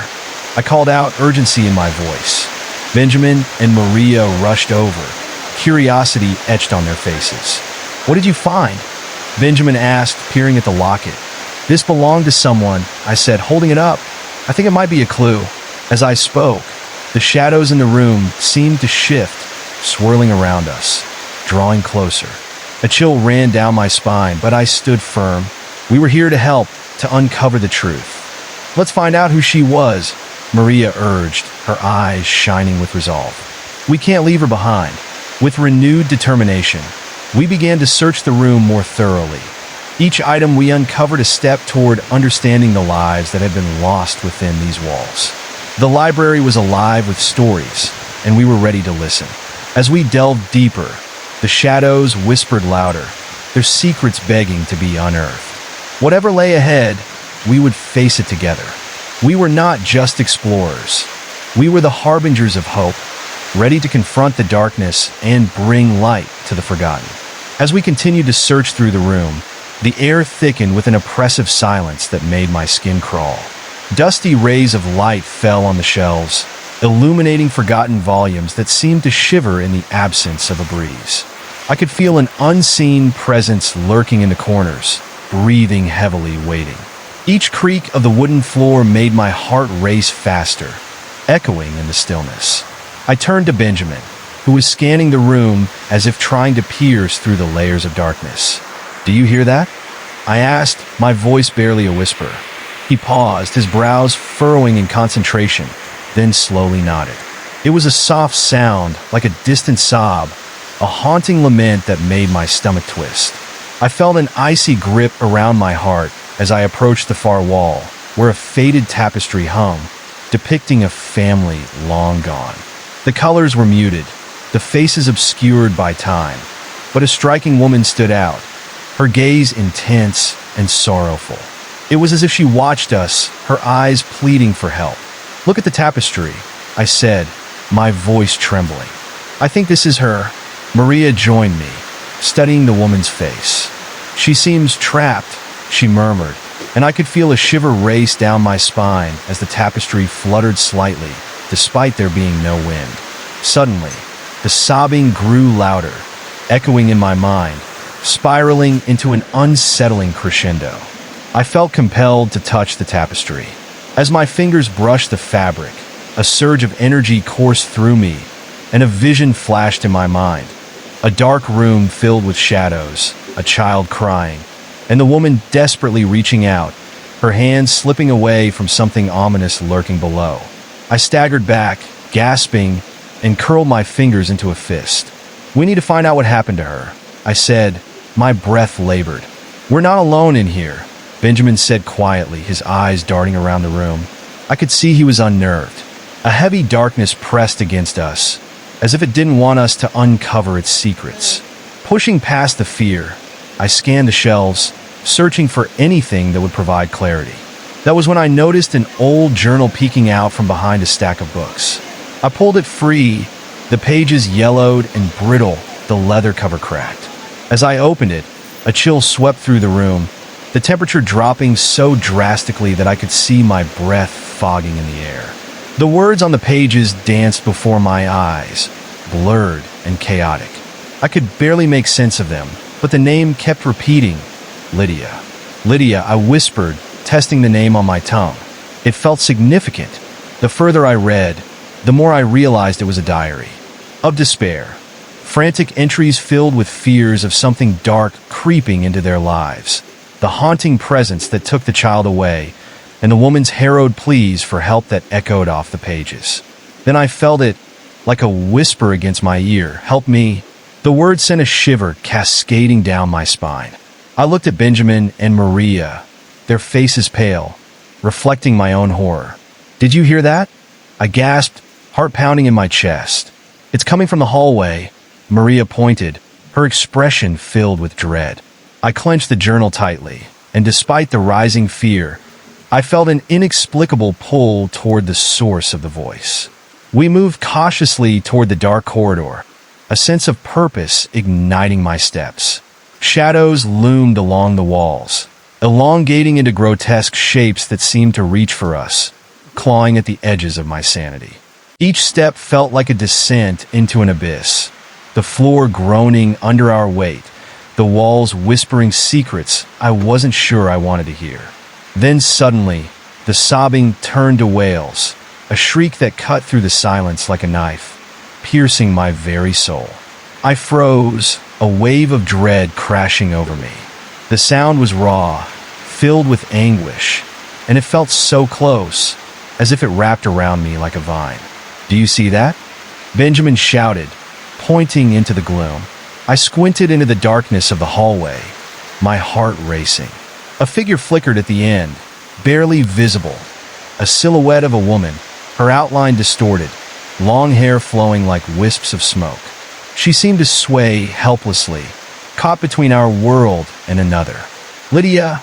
I called out, my voice wavering as I took a step closer.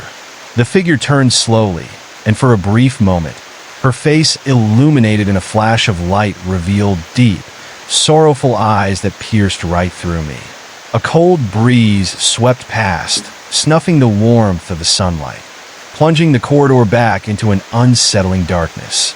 The woman's mouth opened, and I braced myself for the words I felt were about to escape her lips, words that promised either salvation or doom. But then, just as quickly as she appeared, she vanished into the shadows, leaving only an echo of her wailing that seemed to linger in the air, wrapping around us like a suffocating fog. I felt a tightness in my throat as I realized we were not just in a library. We had walked into a nightmare, and it was hungry for our fears, ready to claim its next victims. "Keep moving," I urged, taking a deep breath to steady myself as I glanced back at my friends. We had to keep searching, we had to find Lydia, and maybe, just maybe, we could free her from the torment that bound her here. But the darkness was alive, and I could feel it watching us, waiting for the moment we would falter under its weight. With every step, I realized we might already be in too deep, and the cost of uncovering these haunting truths could be far greater than we ever imagined. As we hesitated at the edge of the hallway, a chill settled deeper into my bones. The lingering wails echoed, wrapping around us like a frigid blanket, and I fought the urge to cover my ears. An involuntary shiver coursed through me, urging me to retreat, but that wasn't an option. Not now. We had come too far, and something inside me urged me to press on. "Stay close," I whispered, glancing back at Benjamin and Maria, their expressions a mix of fear and determination. We edged our way further into the darkness, the faint smell of decay wafting up from the shadows. The floor creaked under our feet, a mournful sound that seemed to echo the cries still resonating in my mind. As we ventured deeper, it felt as if the very walls were closing in, swallowing the light, pulling us into an inescapable void. The flickering shadows morphed into grotesque shapes around us, and I could have sworn I saw faces, twisted and anguished, staring out from the darkness. Each glimmer of light brought fleeting glimpses of despair that snagged at my heart. I clenched the journal tighter against my chest, the weight of it grounding me in the rising tide of panic that threatened to overwhelm my senses. We reached a small alcove, a transition from the hallway to another room. My heart raced as I looked into the dusty space. A massive mirror hung crookedly on the wall, covered in grime, its surface tarnished and warped. It seemed to throb with a life of its own, pulling me closer with its dark allure.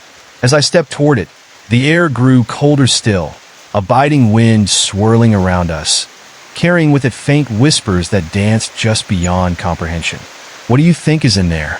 Maria asked, her eyes wide, reflecting the slight flicker of light that caught the glass. "I don't know, but it feels wrong," I whispered, my skin crawling under the weight of unseen eyes. As I reached up to wipe away the dust, the breath caught in my throat. The reflection revealed not just my own image, but shadows moving behind me, swirling and rippling like smoke. I turned quickly, but the hallway behind us was empty. Only silence echoed back.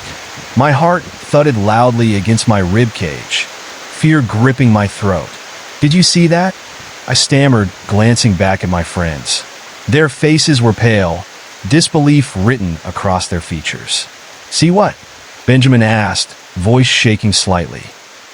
It was moving," I insisted, backing away from the mirror. But as I retreated, the shadows grew bolder, creeping closer, forming twisted shapes that seemed to reach out, clawing at the air. Without thinking, I grabbed Maria's arm and pulled her back. "We should get out of here," I urged, my breath quickening. But before I could turn away, the surface of the mirror rippled like water, and the shadows began to coalesce into a shape, a figure, rising up out of the depths of the glass. "Help me," it whispered, and the voice was a chilling melody that entwined with the chilling air, wrapping around my heart, squeezing tight. The figure stretched, its arms elongated unnaturally, fingers curling like the claws of a predatory bird. I could see features becoming clearer, hollow eyes, a mouth that grinned wide, revealing teeth that looked sharp enough to tear flesh. "Run!" I shouted, breaking from my trance, as the figure lunged through the mirror's surface, shattering the remaining reflections like broken glass. The sound was deafening, shards raining down around us, and we stumbled back, gasping in shock. "There's something in here with us!" Maria screamed, her face horrified. I turned toward the door, but it was no longer just an exit. It had become a dark maw in the wall, slowly narrowing, practically begging to swallow us whole. "Follow me!"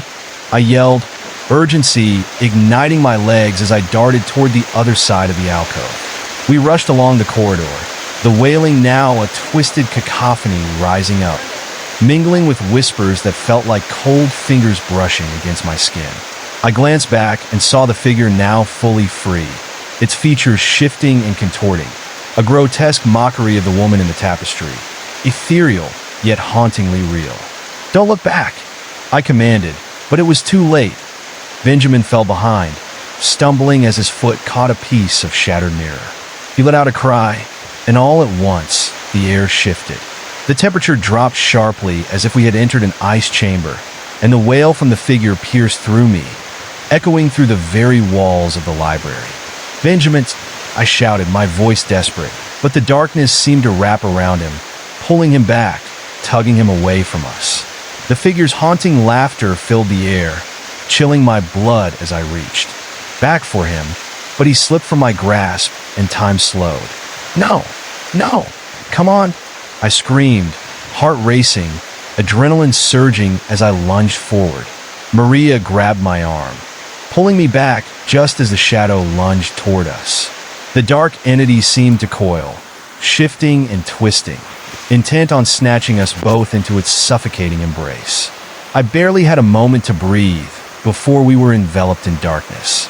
The hallway quivered around us, the world tilting sideways as I clutched the journal to my chest, my only tether to reality. We dashed toward the next door, hands trembling, adrenaline pumping through our veins, and just as we reached for the handle, something icy gripped my ankle.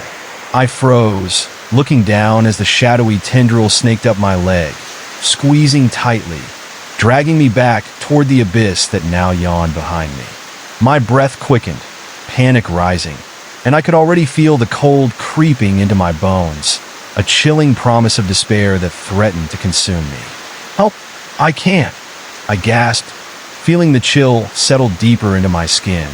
Yet I focused on the journal, reciting the name in my mind, Lydia. That name held power, a tether to the living, a flicker of hope amidst the encroaching darkness. Just then, Maria's hand shot out, gripping mine tightly as she yanked me forward. "Hold on," she shouted, and together, we pulled away from the darkness, forcing back the shadows that clawed at us. As I stumbled through the door, I glanced back one last time, catching a glimpse of Benjamin, still ensnared by the darkness.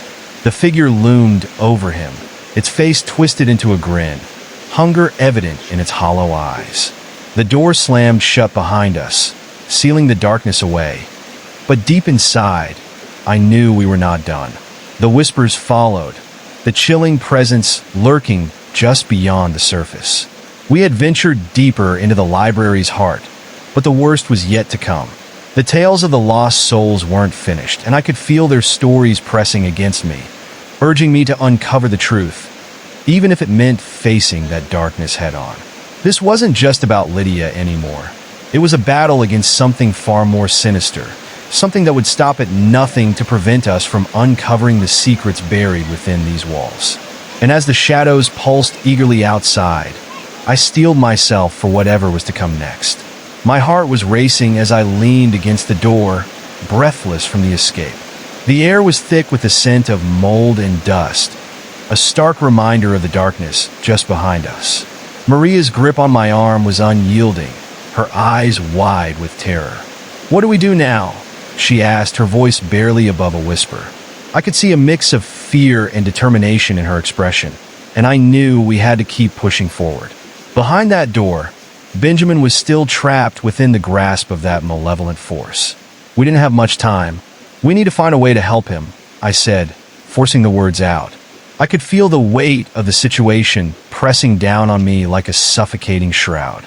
The shadows outside the door twisted and swirled, eager to claim us too. There has to be something in the library that can tell us how to free him. Maria nodded, her expression resolute despite the fear flickering in her eyes. We turned to face the next corridor, the flickering candlelight illuminating our only path. The walls seemed to close in around us, the weight of the library's secrets heavy on my chest. As we moved deeper, I could almost hear the walls whispering, a sound just at the edge of understanding, a language I couldn't quite grasp. The sobbing returned, louder now, merging with the whispers to create a haunting melody that filled the air, wrapping around us and drawing us further into the abyss. I fought against the feeling of despair that threatened to engulf me, reminding myself that we were not alone. We had a mission. Determined, I pressed forward, scanning the shelves filled with ancient texts. Dust settled heavily on the spines, and cobwebs hung like veils, shrouding the forgotten tomes that housed the library's secrets. "Look here," I said, pointing to a large book sitting slightly ajar. Its leather cover was embossed with intricate symbols that sent a ripple of unease down my spine. I gingerly pulled it free, the weight of it heavy in my hands. The pages crackled as I opened it, revealing strange illustrations and faded script. It looked like a book of rituals, filled with incantations and drawings of entities that had been long forgotten. "This might help us," I said, my voice quivering with a mix of hope and fear. I flipped through the pages, searching for anything that could guide us in freeing Benjamin. The illustrations twisted and turned, showing shadowy figures being banished by powerful symbols. I could almost feel the energy radiating from the pages as the temperature around us dipped even lower, a frigid breath that brushed past my skin. As I continued to read, the whispers around us grew louder, swirling like a storm. I could feel the library coming alive with energy, the shadows pulsating in rhythm with the dread growing inside me. My pulse quickened as I found a passage that discussed a binding ritual, a way to sever the link between a soul and its captor. Just then, the floorboards creaked ominously beneath us, and I glanced up to see movement in the corner of my eye. A fleeting shadow darted past, too quick to catch. Angry whispers echoed in the air, and panic clawed at my throat. "Maybe we shouldn't be here," I said, my voice trailing off as dread filled me. Suddenly, a loud crash sounded from across the room, and I jumped, heart racing. A pile of old books toppled over, scattering across the floor like fallen leaves. My instincts kicked in, and I rushed toward the noise, Maria close behind.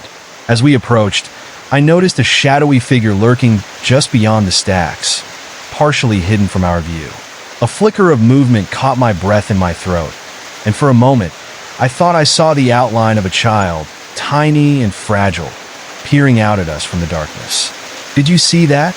I gasped, gripping the book tightly. There was someone over there. Maria's eyes were wide, but she didn't say anything, and together we took a tentative step closer.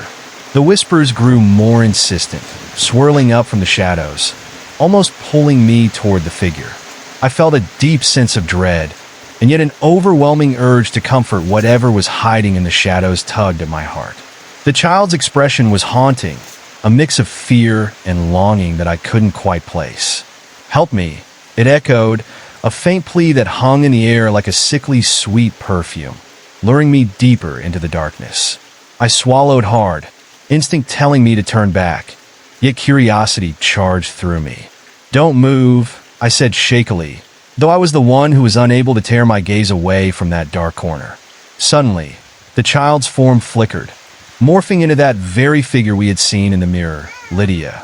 Panic surged through me at the realization, and I instinctively stepped back, pulling Maria with me. But it was too late. The shadows surged forward, swallowing any remnants of light. I turned to flee, but the door we entered through slammed shut, sealing us in this nightmarish chamber with something far worse than the entity that had ensnared Benjamin. Fleshless faces appeared in the darkness, their eyes hollow, mouths stretched into grotesque grins, and in that moment, I knew they were the souls that the library had claimed over the years. They swarmed around us, the sound of their wails blending into a symphony of torment. I stumbled, trying to find my footing, but the air felt thick, as if I were moving through molasses. Maria screamed as the shadows gripped her ankle, dragging her back toward the gathering darkness. "No!" I shouted, lunging at her, but the weight of the shadows pulled at me too. Together, we were caught in the web of sorrow and despair, bound by the very darkness we had sought to unveil. Desperation surged as I reached for the book, clasping it to my chest. I scanned the pages, searching for anything that could save us, anything that could break the spell woven around us. The air around us vibrated with the whispers of the lost, their pleas echoing in my mind. Then I found it, a sigil that could banish the entities lurking in the shadows. My heart hammered as I traced it in the air with trembling fingers. "Maria, we have to do this together," I shouted, the words barely breaking through the cacophony of cries. With every ounce of strength, I focused on the sigil and shouted the incantation aloud, my voice rising above the screams. "By the power of light and truth, I command you to return. Be gone!" The shadows shrieked, their forms writhing and twisting as they recoiled from the words that hung heavily in the air. I felt a pulse of energy surge through me, a response to the calling that bound them, and as the sigil glowed in my mind, light erupted from the center, illuminating the room with a blinding brilliance. The dark figures hissed, retreating into the corners, their faces twisting in rage and torment. I could feel their power waning, and yet the darkness dissolved slowly, as if reluctantly releasing its hold. "Don't let go!" I yelled at Maria, holding on to her tightly as we faced the oncoming tide of despair. And just like that, as the final incantation echoed into the air, the shadows began to dissipate, the silhouettes fading like smoke in the wind. With one last deafening wail, they vanished, leaving behind only a silence so profound that it deafened me. The oppressive darkness lifted, and I took a staggered breath, finding ourselves free in the dim light of the library once again. But even with the feeling of victory, a sense of dread remained in the room. Finding Benjamin was still our priority, and I knew the journey was far from over.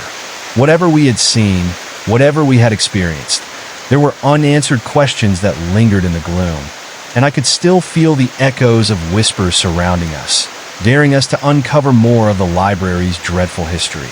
"Let's keep moving," I urged, the weight of the journal heavy in my hands as I prepared to face whatever horrors awaited us still.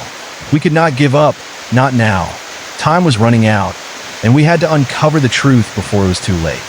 We stood there in the sudden silence, the dim glow from the remaining candles flickering around us like dying stars.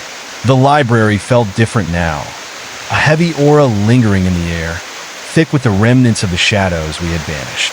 I could still hear faint whispers, like echoes of the past, urging me to pay attention, to heed their warnings.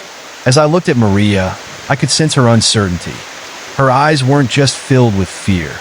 They spoke of the things she'd encountered moments before, the despair that clung to her like a second skin. "Where do we go now?" she asked, her voice trembling slightly. I glanced at the journal, its pages interspersed with sketches of symbols and descriptions of lost souls, of the fates that awaited them if they were not freed. I swallowed hard. Finding Benjamin was the key, but the weight of dread settled heavier than before. I could no longer shake the feeling that whatever force had taken him was still lurking in the corners of this twisted place, waiting for an opportunity to strike. "Let's check the upper floor," I suggested, trying to sound more confident than I felt. The spiral staircase beckoned with its dark, winding path, and I fought the shiver that ran down my spine. Each step creaked underfoot, the sound echoing eerily in the silence. As we climbed, shadows seemed to ripple around us, like fingers brushing against our backs, coaxing us to turn around. When we reached the top, the air felt alive with a strange energy. The room was cluttered with relics of forgotten experiences, dusty books piled in corners, forgotten artifacts shrouded in cobwebs. A sense of displacement washed over me, as if this space belonged to a different time entirely. I hesitated, feeling as though I were being watched, and I instinctively reached for Maria's hand to anchor myself. "Look over there," she whispered, pointing to a shadowy figure standing at the far end of the room. Adrenaline surged through my veins as I squinted at the form, striving to discern its features amid the dim light. It was as if the darkness had reformed itself into a twisted silhouette, an echo of what we had faced before. A voice crawled into my mind, chilling and familiar. "Help me." The plea wrapped around my heart like a vice, tightening with every heartbeat. "Benjamin," I shouted, racing toward the figure, hope mingling with terror. "Is that you?" But as I approached, the figure melted away, dissolving into the shadows, leaving behind unsettling laughter that sent a jolt of ice straight through me. I could feel the walls closing in, each breath becoming more strained as I fought against the rising tide of hopelessness. Suddenly, a chilling wind rushed through the room, and the papers flying from the scattered books began swirling around us. The whispers intensified, a cacophony of desperate cries climbing higher and higher until it felt like they would burst through the very fabric of reality. I felt my head spin, the air heavy with a palpable darkness that seemed to wrap around me, constricting my throat. The surge of shadows morphed into a swirling vortex, pulling at my clothes, tugging at my very being. I turned to Maria, panic written across her face. "We have to find him. We have to finish this," I yelled, my voice fighting against the overwhelming sound surrounding us. With renewed determination, I searched the room for anything that could guide us or offer a clue. My heart raced as I noticed a large tapestry hanging lifelessly on the wall. Rushing toward it, I felt something shift within me, an instinct guiding my hands as I pulled back the heavy fabric. Beneath it lay a hidden door, old and battered. There was no handle, just a keyhole that seemed to pulse with a strange light. "This must lead to where he is," I said, heart pounding as I knelt before it. With one quick glance at Maria, we knew what we had to do. Maria held up the journal, revealing a serrated symbol drawn on one of the pages. "We can use this, it looks like a key," she said breathlessly. With a swift motion, I pressed the symbol against the keyhole. A shudder rippled through the air. The engraved lines glowed, illuminating the room with a piercing light, and the door creaked open slowly. A suffocating darkness spilled out, inching toward us like it had been waiting for years to be released. I realized then that despite the fear holding me back, there was no turning back now. We stepped into the darkness together, the feeling of dread amplifying with every inch we took.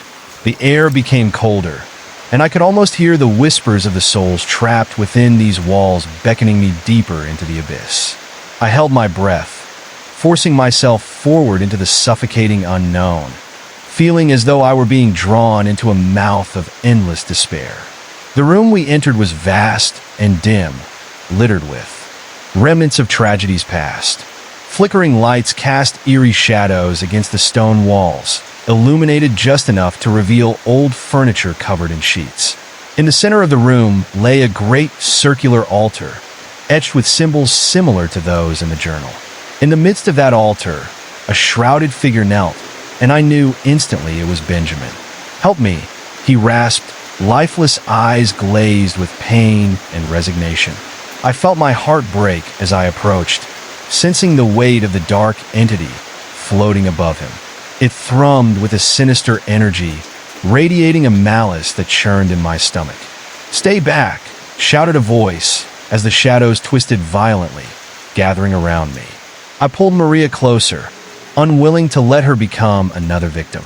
"Ben, we're here to save you," I called, my voice trembling, but it felt like my words were swallowed by the growing darkness. "The circle," Maria shouted, her voice breaking through the chaos. "It's a binding spell. We had to act fast." I dashed to the altar, blood rushing in my ears, and felt the heat emanating from the symbols carved into the stone. I squatted, desperately tracing the sigils from my memory along the edge of the altar, reciting the words I had found in the journal. "By the lost and the found, I call upon the light. Break the chains that bind us. Let him take flight." As I shouted the words, energy surged through my body, and the entire room shifted violently, the air vibrating with power. The shadows recoiled, twisting against the force of the light that burst forth from the altar. I felt the warmth enveloping us, pushing away the chill, revealing a glimpse of hope. The dark entity howled, a sound so raw and full of anguish that it pierced right through to the depths of my soul. I locked eyes with Benjamin, and in that instant, hope flickered in his empty gaze. He could feel the connection, the lifeline we were creating. "Keep going," he urged, his voice gaining strength as the light grew brighter. With each word I screamed. The altar shone with an intensity that illuminated every shadow lurking around us, every lost soul waiting for release. I pushed everything I had into my voice, feeling the energy building to a climax. "You do not own him. You cannot keep him here. I bind you with the power of light." With one final shout, the sigils on the altar erupted in a blinding flash, blurring everything in sight. I could barely see as the shadows convulsed, breaking away from Benjamin like tendrils of smoke escaping into the void. Suddenly, the darkness dispersed, melting into the walls, and I gasped as I turned to see Benjamin break free, gasping for air, his expression one of disbelief. The weight of the shadows lifted, and for the first time, I felt lightness in the room. The chaos faded into silence, and I fell to my knees, trembling as the reality of what we had just done settled in. "Thank you," Benjamin managed, voice hoarse but filled with relief. I turned to Maria, finding her eyes wide, shimmering with tears of joy. Maybe we had done it, I thought, just as the light began to fade, leaving only the soft flicker of candles surrounding us. But even in that moment of triumph, I felt a pricking sense of foreboding. The library was quiet now, almost too quiet, and the lingering presence of the shadows felt like a ghost of their former selves, hovering just out of reach, waiting for another chance to return. As we stood in that dimly lit room, I knew this would not be the end. The library held countless secrets, stories begging to be told, warning us about the darkness lurking in the corners of our world. And while we had conquered this night, I couldn't shake the feeling that the shadows would always be there, just beneath the surface, ready to strike once more. I glanced at my friends, our bond stronger than ever. Yet deep within me, I felt a chilling certainty that the library would call us back, and I could never truly escape its grasp. The haunting whispers echoed in my mind, a reminder that every ending has a beginning, and the shadows are never far behind.